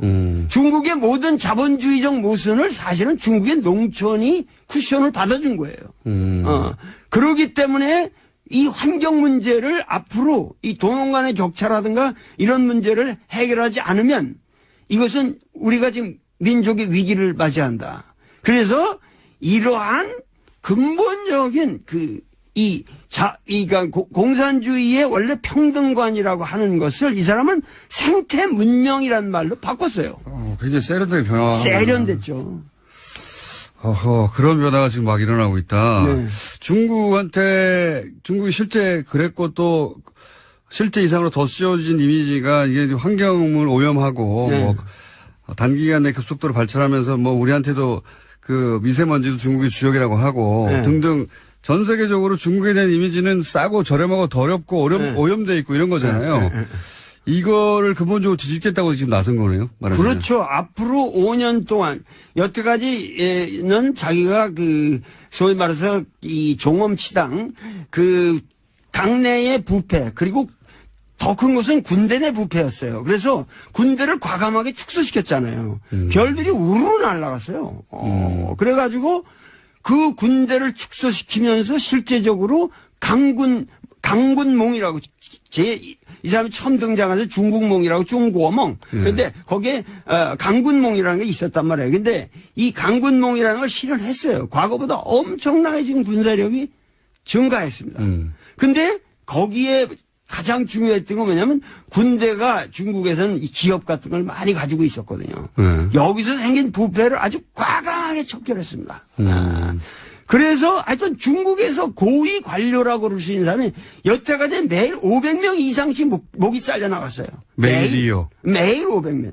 그러니까 우리나라는 너무 이게 지금 처단이 안 되고 있는 거예요. 오히려. 네, 우리나라는 훨씬 중국보다 아주 느슨합니다. 중국은 당이 하나니까요, 뭐. 당이 하나니까 그게, 그러니까 그 말이 무슨 얘기냐면 당이 하나라고 하지만은 그 안에는 수없는 계파가 있어서 네. 민주적인 밸런스가 있고 네. 단지 뭐냐면 당의 영도력을 가지고 바른 일을 해 나가는 것이 그것이 중국 특색이라는 거예요. 중국 특색 사회주의라는 건 우리는 자본주의적 방식을 도입해가지고 지금 여태까지 여기까지 왔지만 여기서 더 이상 서구식으로 흘러서는 안 된다. 어떻게든지 이 당의 주도권을 우리가 놓치면 안 된다. 그러니까 여태까지 뭐 료샤오퍼라든가 이런 사람도 훌륭한 분이고 노벨상도 받고 그랬지만 그분의 문제는 너무도 모델이 단순하게 서구 자유주의였다고. 그러니까 국민들에게 설득력이 부족했던 거예요. 그러니까는 이러한 문제들을 감안해서 이 시진핑은 고민이 있는 거예요. 우리가 지금 이 시점에서 이 세계 인류 평화를 위해서 우리가 할 수 있는 일이라고 하는 것은 중국 공산당의 영도력을 살려가면서 어떻게 하면은 생태 문명을 건설하고 그야말로 메이하우드 정말 아름다운 국민들의 삶을 보장하느냐. 미국을 넘어서는 중국을 만들고 싶은 거네요, 말하자면. 그러니까 네. 과거에는 예. 우리가 과거에는 중국과 미국의 모든 우리가 우리가 미국하고 한국을 생각해도 예. 항상 나도 왜 미국 유학을 갔겠어요? 왜 내가 하버드니 이런 걸 그렇게 쳐다보고 그 가서 고생을 했겠어요?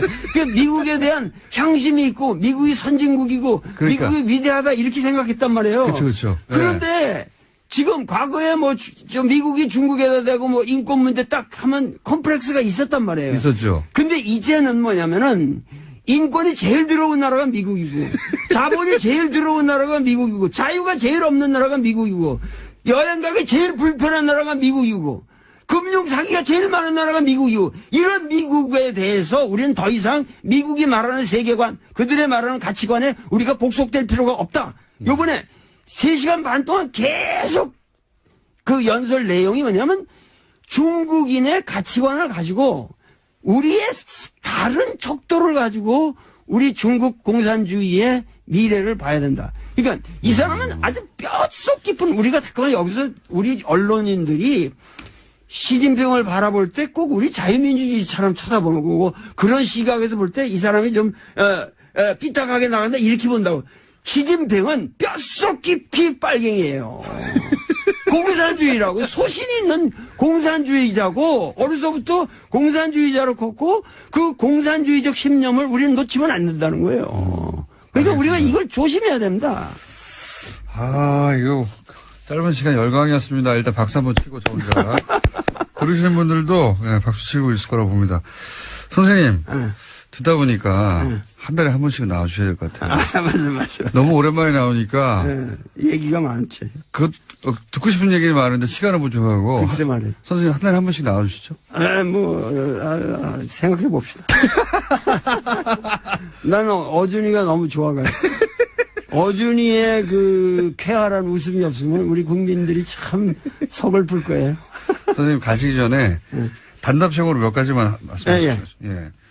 시간이 거의 다 되긴. 이거 빨리 해야 되는데. 지나갔어요. 지나가서 오늘 질문 굉장히 많은데 질문 2개인데 여기까지 온 겁니다. 질문지는 10개인데. 트럼프는 어떤 사람입니까? 간단하게 얘기하면. 좀 시간은 지났는데 짧게 해주시죠. 트럼프는 훌륭한 사람이죠. 왜냐하면은 미국의 진정한 모습을 아주 솔직하게 보여주는 그건 위대한 리더예요.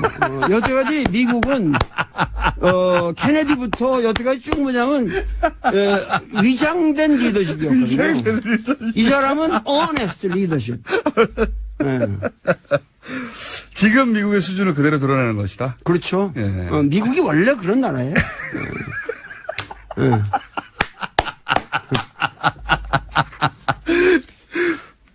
다음 주에 한 번 더 하시죠, 일단. 아니, 이거 제일 마지막에, 그, 앞으로 이 시진핑에 대해서 우리가 어떠한, 어떻게 상대해야 되느냐? 간단한 조언을 해 주십시오. 간단한 거를 말씀드리는데. 풀 버전은 다음 주에 한 번 더 하시죠. 그 시진핑은 이제 향후 5년 동안 여태까지 이 당대에 대한 스트레스가 걸려가지고 사드 문제 이런데 강경한 그 자세를 취할 수밖에 없었던 그 국내 사정이 있었다고. 근데 이제는 그런 게 지나갔어요. 그리고 개인 리더십이 강화된 것은 사실이고 그리고 카리스마가 이렇게 확보됐기 때문에 우리가 외교하기가 더 쉬워졌다는 거예요. 오히려? 오히려 쉬워졌어요. 그래서 이 시진핑을 집중 공격을 해야 되는데 시진핑을 집중 공격하는 방향에 공략을 해야 된다는 거죠. 공략. 그거에 여러 방향이 있으나 가장 중요한 것은 지금 우리에게 평창 올림픽이라는 위대한 계기가 있습니다. 그렇기 때문에 이 평창 올림픽 다음에 그 다음 올림픽이 북경 올림픽으로 돼 있기 때문에 그 다음 개최국의 원수가 참석하는 것도 관례고 그리고 우리가 지금 이 문재인 대통령이 만나질 못했거든요. 여태까지 정상회담을 못했기 때문에 만나긴 했지만 정상회담은 아니었고 정상회담을 못했죠. 그렇기 때문에 정상회담 겸 해서 시진핑을 초청을 해야 되는데 내가 얘기하는 건 우리가 국민들이 매스컴이건 뭐든 그 사람이 폼나게 좀 올 수 있도록 폼나게 해줘야 된다. 폼나게 뭐냐면 이 남북 문제가 또 결려 있단 말이에요. 그러면 이 평창 올림픽을 하나의 세계적인 세계인들이 모이는 자리에서 이 시진핑으로 하여금 자기들이 말하는 중국에 지향하는 이 동아시아 문명에 지향하는 바가 바로 이 평창 올림픽에서 구현하려고 하는 평화 정신이다. 네. 이래가지고 북한도 참여하고 이렇게 해서 평창 올림픽을 소위 말해서 그 트럼프가 지금 추진하고 있는 그런 모든 밀리터리즘의 그런 어떤 고립주의와 독선주의에서 벗어나서 중국 문명의 어떠한 그 점잖은 당나라 때와 같은 그런 의젓한 모습을 평창 올림픽에서 드러낼 수 있도록 그래서 기회를 줘야 된다. 전 세계인들이 한국이야말로 평화의 기수고 평화의 전당이고 한국 민족들은 남북한이 다 합쳐서 이런 올림픽 하나도 멋있게 진행하고 있구나. 이런 이 평창 올림픽을 앞으로 집중적으로 나라도 좀 특사로 보내주면은 내가 시진핑을 멋있게 설득해가지고 이게 좀 이런 분위기를 만들어야 된다고. 평창 올림픽 대사가 오늘 방송에 출연했고요. 선생님, 다음 주에 한 번 더 나오셔야 되겠습니다, 일단. 아유, 이거 참 중요한 얘기가 너무 많고. 그러니까요, 저희 질문 2개 하다가 오늘 끝났어요. 네. 뭐 한마디라도 더 물어볼 거 없어요? 선생님, 시간이 다 돼가지고요. 네. 그리고 오늘 이렇게 끝나셔야지 다음 주에 저희가 또 모실 수 있어요. 예, 아유, 그렇습니다. 예. 다음 주에 나오시는 것으로 그럼.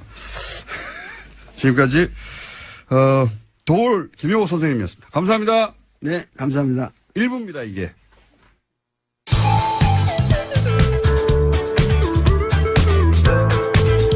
뉴스의 깊이가 다릅니다.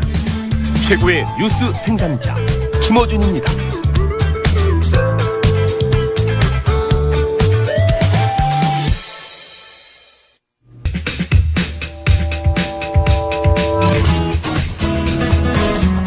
네. 인문결 소장님, 네, 나오셨는데 도올 선생님이 시간을 거의 다 쓰셔가지고. 네, 관계없습니다. 인사는 안녕하십니까. 저도 밖에서 정말 좋은 강의 듣다가 제 원고 읽는 거를 제가 잊어버리고 계속 멍하게 강의 듣고 있었어요. 완전히 강연에 빠져들었어요. 이게 인문학 강의죠. 그렇습니다. 네. 이를 들었으면 됐죠, 뭐. 자기하고 상관없는 주제인데도 불구하고 듣다 보면 자기하고 상관없을 수가 없는. 도올 선생님은 내용도 내용이지만 레토릭 진짜 트럼프 대통령에 대해서 제가 돌발적으로 물어본 거거든요. 위대한 지도자라고. 미국의 맨 얼굴을 드러내고 있다고. 저 밖에서 다 빵 터졌었어요. 그 얘기 하시는데. 정말 고급진 디스죠. 네네. 아유, 잘 들었습니다. 네. 그래서 오늘 주제는 원래 뭐였습니까? 제가 오늘 이 방송 끝나고 유럽으로 출장을 나거든요. 다음 주에 못 나와요. 풀로 그냥 도올 선생님 강의를 한번 쫙 하시면 어때요? 좋습니다. 네. 제가 아까 앞으로 5분 남았고요. 말씀드린 것처럼 가는데 유럽에서 다스가 누구 건지 물어보려고. 근데 독일어가 재밌어요. 다스가 누구 겁니까를 독일어라면 Wessen ist Das예요. 근데 이것이 누구 겁니까가 또 Wessen ist Das예요. 그러니까 독일어로 다스가 이것이라는 거죠. 그러니까 이것이 그냥 다스예요. 거기서 Wessen ist Das 그러면 이게 뭡니까가 그게 다스예요. 한번 물어보고 오겠습니다. 근데 일단 독일이 아니고 오늘 스페인 이야기를 더 하려고 하는데요. 카탈루냐? 다른 간단한 브리핑을 하려고 했는데 그건 안 해도 될 것 같고 중국 이야기도 들어 있었는데 워낙 도올 선생님 얘기가 초고수가 얘기했기 때문에 이건 허접해서 내밀 수도 없고 스페인으로 바로 가면요. 카탈루냐가 갈등이 지금 파국으로 치닫고 있습니다. 한쪽은 독립했고 한쪽은 아예 해산을. 27일이 이제 최고봉이었는데 카탈루냐 주정부가 독립을 선언해 버렸어요. 그러니까는 바로 30분 후에 기다렸다는 듯이 중앙정부 그러니까 정부가 아니죠. 상원이 스페인 상원이 바로 제재를 승인하는 그런 법안을 통과를 시켰습니다. 그러니까는 헌법 155조 스페인 헌법 155조에 근거해서 하는 건데 어떤 헌법을 유린한다거나 아니면 불복종한다든가 이럴 때는 어떤 조치든 취할 수 있는 그런 조항이 있다고 합니다. 스페인 헌법에. 거기에 근거해 가지고 그래서 이제 스페인 중앙정부가 카탈루냐 주정부를 이제 인정을 하지 않고 직접 관할에 송치하겠다 이렇게 발표를 한 거죠. 사실은 뭐 스페인 중앙정부의 입장이 이해 안 가는 건 아닌데 전쟁까지 치른 적이 있잖아요. 사실 내전으로 네. 스페인에서는. 그리고 그렇죠. 최근 일이죠. 예, 그 뭐 몇백 년 전이 아니라 20세기 있었던 일이니까요. 네. 그런데 또 저는 이제 이 카탈루냐 독립과 관련해서 새로운 모델이 나올 수도 있다는 생각을 하는 게요. 네. 카탈루냐에 대해서 이제 무슨 강대국들은 반대하고 그리고 뭐 EU도 반대할 수밖에 없죠. 그 안에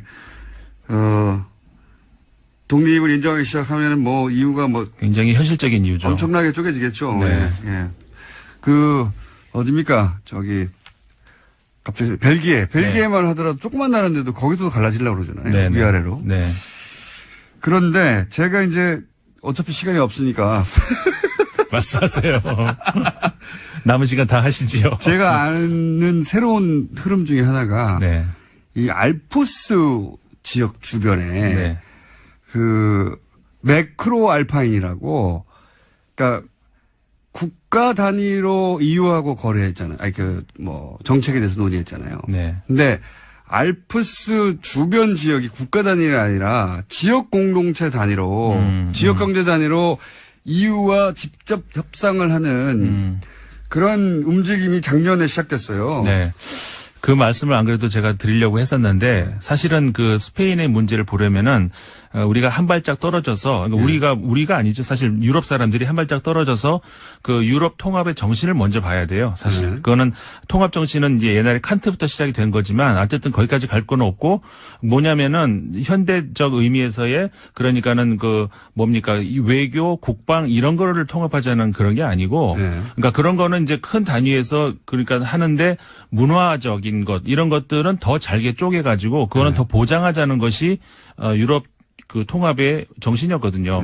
근데 그게 지금 안 되고 있잖아요. 그러니까는 카탈루니아 입장에서도 그 기대를 했었을 법하죠. 그렇게 되면 뭐 자기 언어나 자기 문화나 그렇죠. 예. 전혀 안 되잖아요. 그러니까는 다른 그 스코틀랜드 마찬가지고요. 아까 말씀하셨던 벨기에도 그렇고 이탈리아도 북부하고 또 그런 게 있죠. 남부도 있고. 프랑스 내부에도 또 있습니다. 지역별로. 그러니까는 유럽 통합 당시에 이 사람들이 제가 그때 프랑스에 있었는데 그 베토벤 그 교향곡 9번 이게 이제 유럽가잖아요. 그 막 몰려 펴지면서 그 축제의 분위기 정말 부러웠거든요. 근데 그런 게 지금 온데간데 없어졌잖아요.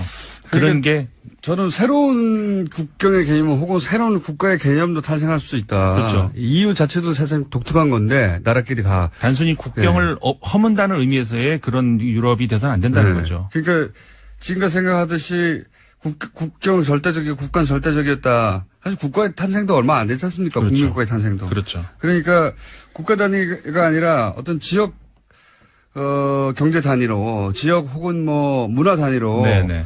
EU와 협상한다는 것은 국가 이외의 존재를 인정한다는 거거든요. 그렇죠. 너무 많이 나간 얘기인가요? 네. 아니 근데 새로운 모델을 우리가 한번 지켜볼 수도 있을 것 같다. 그거는 굉장히 유효한 분석이신 것 같아요. 김상훈 의원이었습니다. 네, 감사합니다. 당이 됐더라도 계속 지명해야 된다는 논리로 이제 보이콧을 하는데 이 논리대로면 6명을 여당일 때 지명했어요. 자신들이 야당이 됐어요. 이제 3명으로 줄어야 되는데 임기 직전에 다 사퇴하게 만드는 겁니다. 그러면 영원히 6명을 지명할 수 있어요. 이런 논리대로면. 왜냐하면 임기 전에 6명은 자유한국당에 배정됐다는 주장이거든요. 야당이냐 여당이냐 아니가. 놀라운 아니라. 주장입니다. 예, 그래서 이 논리대로면 여당 상관없이 자유한국당은 항상 6명을 할 수 있습니다. 임기 직전에 사퇴시키고 계속 보호시키면 되죠. 연속해서. 말이 안 되는 주장인데. 어쨌든 그 이유 때문에 국감 보이콧을 했는데 큰 반향이 없자 예. 막판에는 참석하려고 하는데 그게 이제 마침 국정국관입니다. 뭐 있나요 또? 예, 하나 더 소식 전해드리면요. 벌써요? 예, 김무성 바른정당 의원 등 당내 통합파 의원들이 어제 회동을 가졌습니다. 그리고 오늘 11월 1일에 개최 예정인 의원총회를 전후로 해서 탈당을 할 예정이라고 합니다. 선도 탈당 이게 아니라 한 번에 움직이려고 하는 거군요. 예. 네, 11월 3일에는 또 자유한국당의 박근혜 전 대통령 관련해서 출당 관련된 최고위원회가 있거든요. 여러 가지로 분수령이 될 자리가 있다라는 주장입니다. 녹취록이 어떻게 되느냐 이영주 의원의 그게 또 중요한 관건이겠죠. 원래 녹취록, 원래 홍준표 대표하고 서청원 의원이 대결할 때 처음에 녹취록은 하나만 존재하는 것으로, 예. 그 녹취록의 내용을 각자 자기가 유리한 방식대로 얘기하는 것으로 이렇게 이해가 됐었는데 이용주 의원이 등장하면서 양상이 좀 달라졌어요. 이용주 의원은 홍준표 대표는 그 재판 시작되기 전에 돈을 전달했다고 하는 사람, 그 사람은 서청원 의원 사람인데 나한테 그러냐라고 항의했다고 하고. 네, 자제시키라고 전화했다라는 취지죠. 서청원 의원은 자신에게 청착했다고. 그건 뭐 같은 말로 어떻게 해석하냐에 따라 다룰 수 있습니다. 이용주 의원이 등장해서 했던 말은 두 사람이 그동안 다퉜던 내용과는 다르고 사실이라고 하면 다르고 1심이 끝난 후에 돈을 전달한 사람의 진술을 번복하게 해달라는 청탁을 했다라는 게 이용주 의원의 주장이거든요. 예. 그러한 또 녹취록이 있다는 취지 이야기인데요. 그러니까 만약에 그게 실제로 있다면 그 녹취록이 개뻥이냐 아니냐 여러 번 나오네요. 개뻥.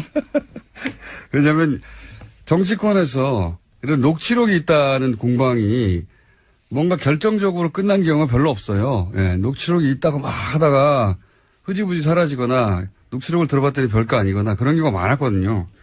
근데 이제 이 경우는 그 다른 당의 의원인데 녹취록이 있다고 들고 나왔기 때문에 그리고 이제 지금까지 얘기하고 다른 이야기를 했기 때문에 이 내용에 따라서는 사실은 홍준표 대표의 운명이 갈릴 수도 있고 서청원 의원이 이제 두 말 더 이상 할 수 없이 출당을 당할 수도 있고요. 또는 그 내용이 이용주 의원이 주장했던 것과 다르면 이용주 의원도 굉장한 타격을 또 입을 수도 있습니다. 어떻게 될까요? 녹취록이 이 주장들은 두 개에 해당되는 건데. 예. 네, 아직은 홍준표 대표와 서청원 의원 사이에 설전만 남아있는 상태입니다. 알겠습니다. 자, 오늘은 여기까지 하겠습니다. 시사인의 김은지였습니다. 감사합니다. 정말 억수로 아파. 자, 주진우 기자, 안원구 청장님 나오셨습니다. 안녕하십니까. 예, 안녕하십니까. 안녕하십니까. 네, 오랫동안 이미 2달 이상 거의 보시면 3개월째 진행하게 된 이 코너. 저희가 처음 이 다스 얘기를 꺼냈을 때 굉장히 어려웠어요. 왜 구조부터 이해시켜야 되기 때문에 BBK 10년 전이 아니죠. 17년 전으로 거슬러 올라가서 또 땅이 있었다 이게 해가지고 참 복잡했는데 이제는 많은 분들이 이제 전체 그림은 이해하시는 것 같고 그리고 이제 많은 분들이 그래서 다스는 누구 거냐고 묻기 시작하셨습니다. 그런데 지난주에 JTBC가 다스 관련 특종을 굉장히 아침 이른 시간에 급히 내놨어요. 비자금을 찾았다. 비자금으로 의심되는 계좌를 찾았다. 예, 비자금 계좌라고. 근데 이제 그 내용을 자세히 듣고 보니까 이거는 우리가 2달 전에 다뤘던 문서 이야기 같은데. 안원구 청장님 아닙니까? 예, 지금 이쯤에서 제가 좀 고백을 해야 될 게 있는데요. 그 주진우 기자가 찾은 문건 속에 그 비자금으로 보이는 명단들이 있었지 않습니까? 그걸 제가 하도 아무도 안 받길래 제가 그 JTBC에 그걸 줬어요, 사실은. 주진우 기자한테 상당히 미안하게 생각하는데. 아니, 그 말은 하고 해야 될 거 아니야, 말은. 아니, 근데 그렇게 해서 JTBC가 아주 제대로 그 기사, 그 문서의 의미를 저희는 읽고 지나갔었거든요. 뭐냐면, 이건 김재정 씨, 차명 계좌, 김재정 씨 이름 하에 관리되는 차명 계좌로 의심된다. 이것이 결국 비자금 아니겠는가. 뭐 이런 식의 아주 짧은 코멘트만 하고 넘어갔어요. 예. 예, 그랬는데, 여기서 JTBC는 뭐랑 매치를 시켰냐면, 이거는 JTBC의 공입니다. 공인지 실수인지 앞으로 밝혀지겠지만. 2008년에 이제 정호영 특검이 있었습니다. 정호영 특검이, 도곡동 땅에, 소위 말해서 BBK 특검이었죠. 예, BBK 특검. 덮어주기 특검이었죠. 예. 그 특검 때, 실제로 다스의 차명 계좌로 약 120억 대의 비자금이 조성된 거를 찾고도 덮어버렸다. 이런 얘기 저희 방송에서 몇 번 했는데 액수가 거의 비슷해요. 예. 그래서 JTBC는 이 소위 이제 정호영 특검이 덮었다고는 120억 대 비자금의 계좌를 확보한 것으로 이해한 겁니다. 그렇게 지금 보도가 나갔고. 예. 네. 네. 그럴 수도 있죠. 그것도 안원구청장의 공이 큰 것 같은데 아니에요. 그 아니에요. 그 정호영 특검이 찾은 그 비자금은 네. 그때 당시 사장 김성우라는 사장이 그 권 안무개 전무랑 해서 관리하던 따로 MB는 모르던 자금이었어요. 그래서 그 MB는 모르던 비자금을 찾아서 MB 쪽 다스한테 돌려준 게 그때 100억 원대 그 자금이었고. 이명박 전 대통령이 모르던 비자금이 있을 수 있습니까? 그거 모르는 것으로 했겠죠. 자, 2007년까지는 네. 다스는 이명박의 회사고 이명박이 수시로 돈을 찾아가요. 그러기 위해서는 전산화를 시키면 안 돼서 수기로 장부를 만들었어요. 수기로. 그래서 장부를 만들고 돈을 계속 빼갔습니다. 선거 때마다 이렇게 빼가고 왔다 갔다 했는데, 워낙 그렇게 장부도 제대로 안 되고 전산화도 안 됐으니까 이거 빼먹기 좋지 않습니까? 그러자. 그럼 이명박 전 대통령 잘못이 없죠. 그 비자금에 대해서 몰랐다면. 자, 100몇 억에 대해서는 없는데 그것만 비자금이냐? 그것 말고 또 있어요. 이번에 나왔던 그거는 이것 말고 또 다른 비자금이었고요. 아니 그러니까 이제 그러면 정리를 해보자면 정호영 특검이 찾았던 120억 그 비자금은 그러니까 MB는 모르고 그 임직원들이 해먹다가 걸린 돈이었어요. 라고 지금 주진우 기자는 알고 있는 것이고. 그럼 그 자금들을 다스로 옮겼는데. 그 자금을 그걸 현실화한 것이다. 이런. 네네, 그렇습니다. 그 부분은 또 다르게 얘기했는데, 지난번에 우리가 방송에서 대통령 되기 전에. 못 알아듣고 있어요. 지금 혼자 진도 나가지 말고. 자. 지난번에 저희가 대통령 안가에서, 대통령이 되기 직전에, 그러니까 당선자 시절에 안가에서 이동영이라는 사람이 오고 어떤 사람이 와서 사장을 잘라라 말라 이렇게 해서 안가에 왔다는 얘기를 잠깐 했었어요. 근데 그때 잠깐만 혼자 막 진동하는데 한 달 전쯤에 이명박 전 대통령이 된 이후로도 다스의 인사와 관련해서 직접 지시를 안가에서 내렸다 이런 얘기를 한 적이 있습니다. 네. 그 내용을 지금 혼자 막 진도 나가고 있는 거예요. 그런데 자, 인사와 그 비자금 얘기였는데 비자금을 어떻게 처리할 것인지에 대한 회의가 그때 있었어요. 그런데 다스의 비자금은 너무나 많아서 그 120원 그 특검이 발견했던 그 120억 덩어리는 다른 덩어리고요. 이게 원장이 여기에요. 연필로 이렇게 메모하고 했던 원장인데. 그럼 그건 내한테 준 거 아닌데? 그거예요. 자, 기다려 보십시오. 또 새롭게 나왔네요. 이거는. 그거 아니에요? 저거 아니에요? 이거 아니고, 그때 당시. 또 다른 거예요. 그럼 여기 있어. 비자금이 여러 갈래가 있었네. 자, 그러니까 비자금이 여러 갈래가 있고. 아니, 이런 회의는 밖에서 다 하신 다음에 들어오셔야지. 아니, 지금 여기 비자금 덩어리는 여러 덩어리가 있고 120억은 다른 겁니다. 비자금이. 잠깐만. 정리를 다시 하자면, 이게 무슨 얘기를 하고 있냐면요. 못 알아들어요, 이렇게 가면. 자, 저희가 2달 전쯤에, 김재정 씨는 다스의 소유주라고 이명박 전 대통령이 주장했던 처남입니다. 근데 사망을 하죠. 사망을 해서,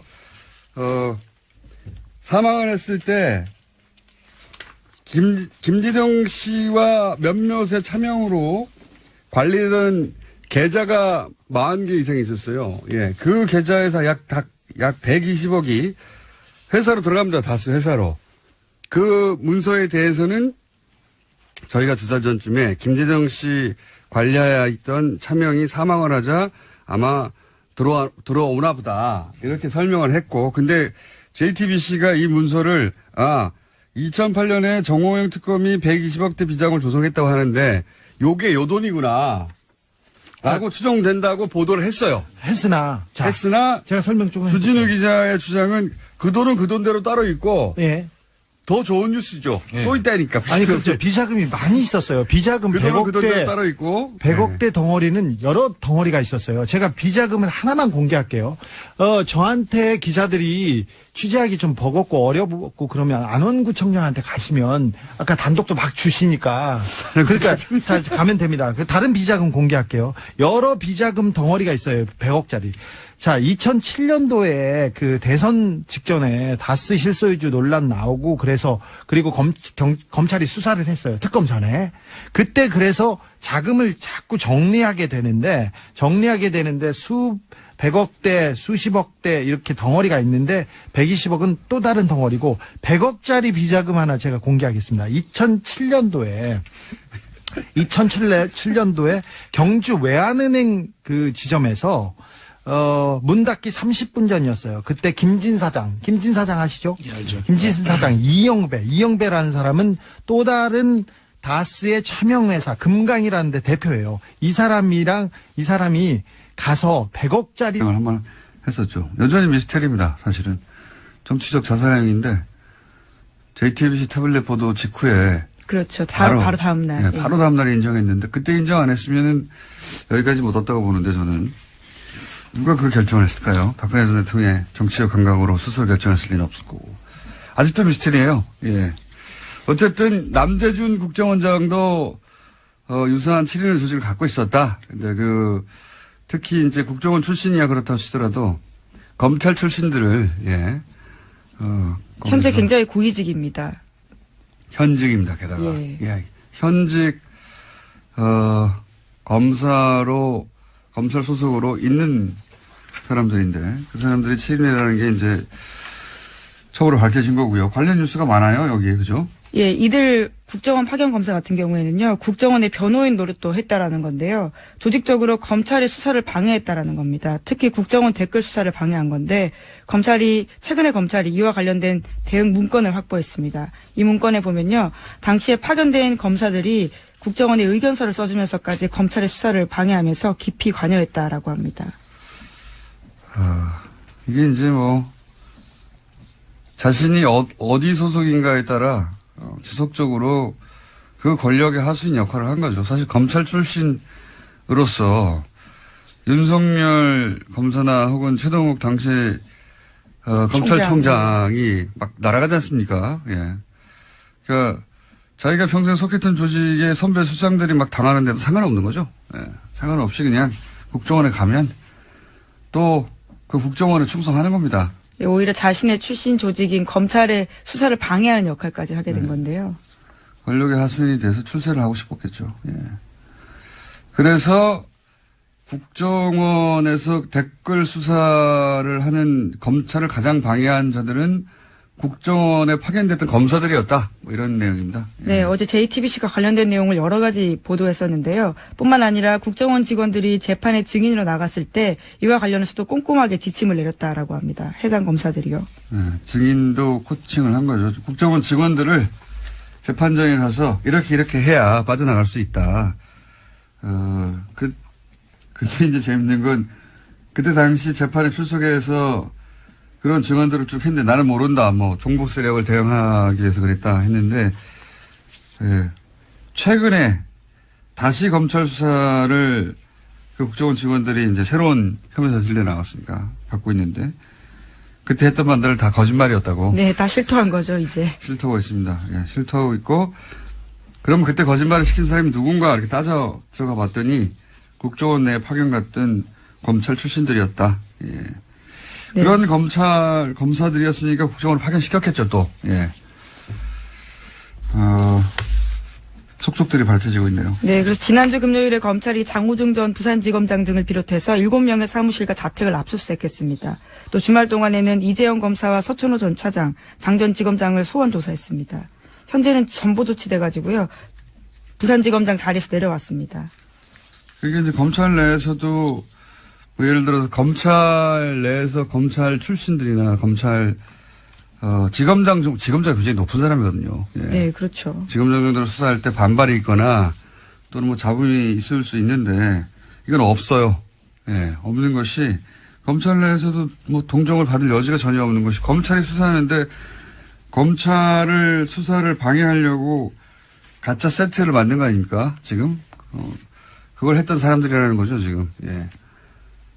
세트로 가짜 사무실을 만들어 놓고 가짜 서류를 잔뜩 그 안에 집어넣어 놓고 거기를 압수수색하도록 한 사람들이 사실은 그런 일을 결정하고 컨트롤 타워 역할을 하고 이제 증언을 코칭하고 하는 게 다 검찰 출신이었다.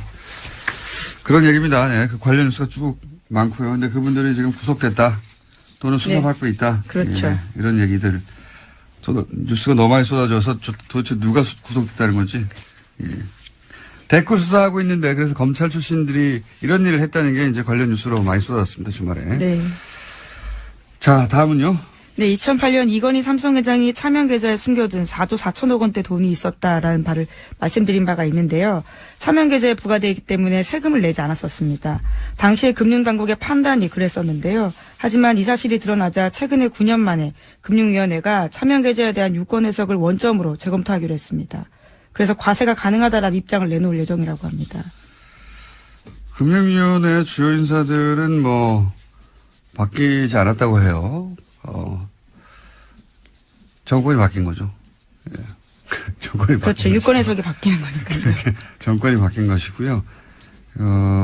과징금 부과 대상은 아니라고 했는데 이렇게 되면은 조 단위는 아니고 그죠? 예.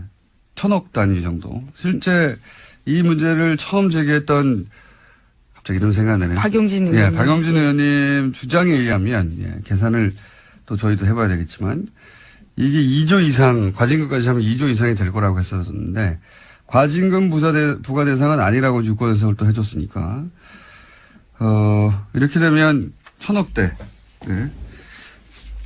얼마나 많이 빠져나갔습니까? 2조에서. 네, 그렇죠. 이자와 배당 소득세. 예.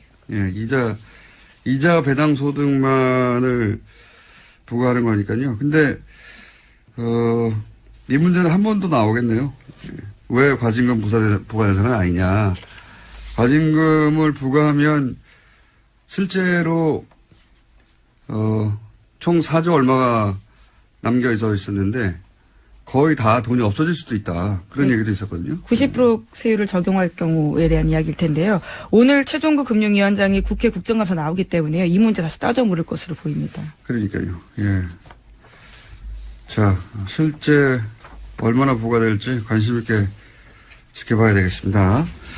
그리고 이제 깜빡 잊었는데 원세훈 아까 댓글 이야기할 때 원세훈 원장이 국정원은 불법적으로 일을 해야 한다 뭐 이런 얘기를 했다고 했잖아요. 그죠? 네, 관련된 소식이 또 주말 동안에 전해져서 화제가 됐었는데요.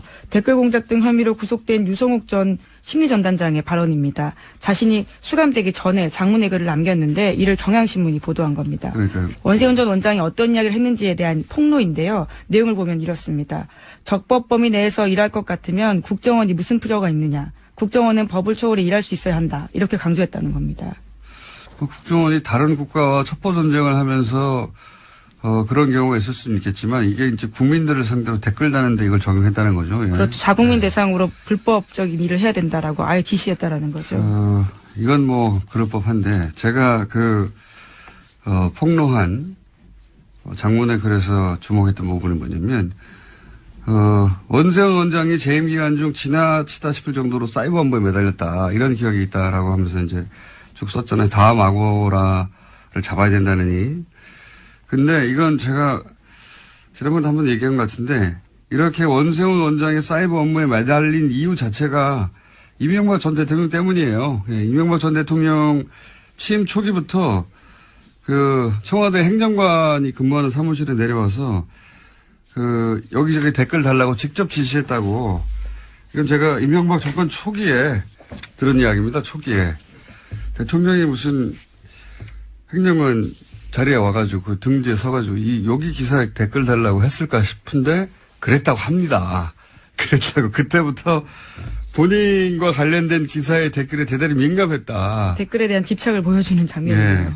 원세훈 원장의 집착이 아니라 이명박 전 대통령의 집착이었다고 저는 알고 있습니다. 그것이 뜻대로 안 되자 결국은 국정원을 그렇게 조직적으로 초반에는 그러니까 청와대 행정관들, 청와대 내에서 일부 행정관들이 그런 댓글 작업을 하다가 그 규모가 감당이 안 되니까 결국은 국정원이나 사이버 사령부로 그렇게 조직이 외부에서 전문적으로 커진 것이 아닌가라고 저는 추정하는데 여기 적실한 것은 어쨌든 임기 초기에 행정관 근무하는 데 내려와서 PCD에 서서 그 일을 당했다는 사람의 으로부터 저는 건네들은 이야기입니다. 이건. 예, 그렇다면 이제 원전 원장이 입이 주목될 수밖에 없는데요. 이명박 전 대통령이 시켰다라는 진술만 남아 있는 겁니다.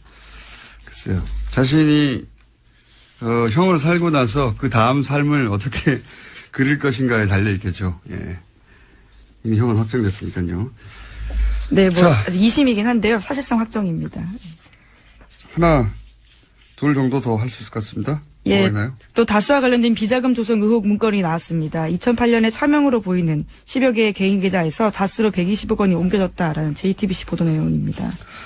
이 내용은 저희가 잠시 후에 이 내용 전문가들이 두 분 있어요. 예, 조진우 기자하고 안홍근 총장이. JTBC가 급하게 아침부터 단독을 한 내용이죠. 예. 간단하게 정리하면 2008년에 개인 명의의 계좌 43개가 다스로 옮겨졌다 이런 내용인데 이 문건 자체가 주진우 기자가 사실은 들고 나왔던 문건 제가 이 방송에서 얘기했던 내용입니다. 예. 네, 분홍 보따리에 쌓여져 있던 그 문건이죠. 네. 이 자세한 얘기는 잠시 후에 하기로 하고요. 자, 다음 뉴스 하나 아직 2분에 남았네요. 네, 2개 정도 더 할 수 있습니다. 예. 네, 자유한국당이 현재 국정감사 보이콧하고 있다고 밝혔는데요. 하지만 다음 달 2일로 예정된 국회 정보위에 국정원 국정감사에는 참여하겠다라는 의사를 내비쳤습니다. 정보위와 자유한국당 간사인 이완영 의원이 어제 밝힌 바인데요. 국정원 개혁발전위원회가 연일 과거사의 일탈 행위를 찾아내고 검찰에 고발하고 있다면서 이 문제를 제대로 따지겠다라고 밝혔습니다. 이제 뭐 이건 다른 게 아니고 이제 국감이 끝났기 때문에 이대로 국감 끝까지 안 들어갈 수는 없으니까, 네. 마지막 정보위원회는 들어가겠다고 하는 거겠죠. 예. 아시는 분은 아시겠지만 한국당은 방통위원, 본인들이 지명했던 방통위원이 임기 이전에, 사퇴하는데, 예. 그 2명의 지명권을 여당에서 행사했다고 해가지고 지금 국감 보이콧을 하고 있습니다. 예. 자유한국당의 논리대로면, 자신들이 여당 시절에 6명을 임명하거든요. 예, 6명 임명했는데 지금은, 야당이 되면 이제 3명으로 줄잖아요. 심지어 야당도 다양해졌습니다. 과거와 다른데요, 처지가요. 예, 야당이 되면 이제 줄어드는데 숫자가 그걸 인정할 수 없어서, 예, 자신들이 한번 임명했던 사람들이 보궐이 되면 그 사람들을 자기가 안녕하세요, 김어준입니다. 지난 주말 카탈루냐 자치의회는 독립을 선언했고 이에 스페인 중앙정부는 자치의회 해산을 전명했습니다. 카탈루냐가 제2의 코소보가 될 수 없는 이유, 포털이 처음으로 메인에 띄운 관련 기사의 제목입니다. 코소보는 대량 학살을 경험했지만 카탈루냐는 민주적 권리를 누린 경우라 독립이 불가능하다는 내용입니다. 대량 학살 정도를 겪지 않으면 독립할 생각하지 마라. 이건 말이 안 되죠. 독립선언의 권리는 모든 인간에게 천부인권이 있듯이 그들 스스로에게 당연히 있는 겁니다. 그들의 선언을 외부에서 인정하느냐 아니냐의 문제가 그 다음 따를 뿐이죠. 그리고 그 인정 여부는 철저히 강자의 이해관계에 의해 좌우되어 온 게 국제사회의 현실입니다. 코소보는 학살을 당해서 독립이 인정된 게 아니라 러시아의 세르비아 동맹을 약화시키려는 미국의 전략적 지지가 있었기 때문 아닌가요? 그리고 그래서 코소보 독립을 러시아 중국은 여전히 인정하지 않는 거죠. 대량 학살을 겪는다고 독립이 보장됐으면 독가스 인종청소를 경험한 쿠르드는 진작에 독립을 했어야 합니다. 약소민족들이 최근 선언한 독립들 아마 대부분 실패하겠죠. 그래도 그 독립을 심정적으로라도 응원하는 게 우리 이익을 해치지도 않는데 우리 같은 식민 역사를 가진 사람들로는 자연스러운 것 같은데 이런 기사를 접할 때마다 매번 느끼는 겁니다만 왜 우리 언론은 미국이나 유럽은 어떻게 생각한다. 서구 강대국의 시선으로 바라본 분석만 있는 건가요?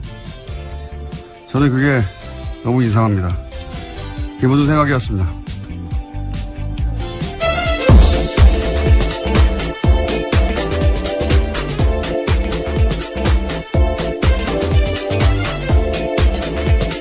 시사인의 김은지입니다. 저는 이런 뉴스가 참 관심이 많은데 월요일 어떠십니까? 네, 안 좋아 보이시는데요. 괜찮으신가요? 졸립니다. 예, 매우. 저는 이런 뉴스, 국제, 독립 뉴스라든가 분쟁 뉴스가 관심이 많은데, 이런 뉴스를 전하는 보도를 볼 때마다 참 이상해요, 저는. 왜 이렇게, 미국이나 유럽, 특히 서구 강대국의 시선만으로 이런 사안을 보는 건지, 예를 들어서 이 카탈루냐는 스페인 영토 주권을 얘기하거든요. 영토 주권. 스페인, 국경은 절대적이다. 영토는 절대적이다. 그런데 미국도 그걸 지지하고 있고요. 근데 이제 코소보 때는 미국은 세르비아의 영토 주권보다는 코소보의 민족 자결을 응원했어요. 예. 근데 그 이유가 정반대죠, 지금하고는. 지금 이걸 그대로 적용하면 카탈루냐 독립을 지지해야죠, 미국이. 예. 그러니까 지금 코소보가 인종청소를 당했기 때문에 그런 거라고 유럽의 누군가가 얘기했던 우리 기사가 됐는데 인종청소를 당하는 소수민족은 많아요. 오히려 쿠르드 같이 인종청소를 가장 많이 당했는데 가장 많이 배신을 당한 게 쿠르드잖아요, 미국한테. 예. 네, 계속해서 전해드린 바가 있는데요. 그건 상관이 없는 거고 사실은 실제로는 이게 이제 세르비아 동맹국이니까 러시아가 그래서 미국은 코소보를 지지한 거고 정반대도 있어요. 크림반도 때는 미국하고 러시아가 정확하게 반대로 행동합니다. 예. 크림반도 쪽에 러시아계가 독립하려고 할 때는 러시아는 또 민족 자결을 지지한다고 하고 그다음에 미국은 영토 주권, 우크라이나 영토 주권 지지한다고 하고 왜냐하면은 흑해 부동항을 누가 차지하냐를 가지고 싸운 거니까 국제법상 무슨 대단한 원칙이 있는 것처럼 기사는 쓰는데 다 개뻥이에요. 강대들 자기들 마음대로 그때 자기들이 유리하면 지지하고 불리하면 반대하고 그러는 거죠. 강대국들은 자기 시선이 있잖아요. 자기 이익이라고 하는. 예. 우리 언론들도 우리만의 시각이 좀 있었으면 좋겠습니다. 이런 뉴스 전할 때. 항상 하는 얘기지만. 자, 첫 번째 뉴스는 뭡니까? 네, 국정원 관련된 소식 계속 전해드리고 있는데요. 오늘 아침도 똑같습니다. 박근혜 정부에서 남재준 국정원장이 소위 7인회를 꾸렸다라는 보도가 오늘 아침 한겨레 신문에 나왔는데요. 매주 수요일 회의를 열었다라는 겁니다. 여기에서 이 7인회가 검찰의 댓글 수사를 대비한 가짜 사무실을 만들고 남북 정상회담 회의록을 공개하는 등 주요 정치 공작을 해왔다라는 건데요. 이 7인회 멤버에는 어제 검찰에 출석한 장호중 전 부산지검장 등이 포함되어 있습니다. 이 양반들은 7인회 같은 걸 좋아하나 봐요. 박근혜와 7인회도 예전에 나왔던 얘기죠. 예, 그렇죠. 네. 근데 이제 남재준 국정원장도 본인이 국정원장 재직 시절에 7명을 꾸려와서 주요 사안을 결정했다 이거 아닙니까? 예. 네, 파견된 검찰 공무원 2명까지 포함해서요. 다양한 사람들이 있습니다. 대령 출신도 있고 육사 출신도 있고요. 예. 국정원의 컨트롤 타워였던 거네요. 유행인가 봅니다. 유행. 예. 박근혜 7인회도 사실은 탄핵 국면에서 초기에 도대체 누가 첫 번째 담화에서 사과를 바로 그렇게 하도록 유도했는가, 결정했는가, 그 얘기도 등장.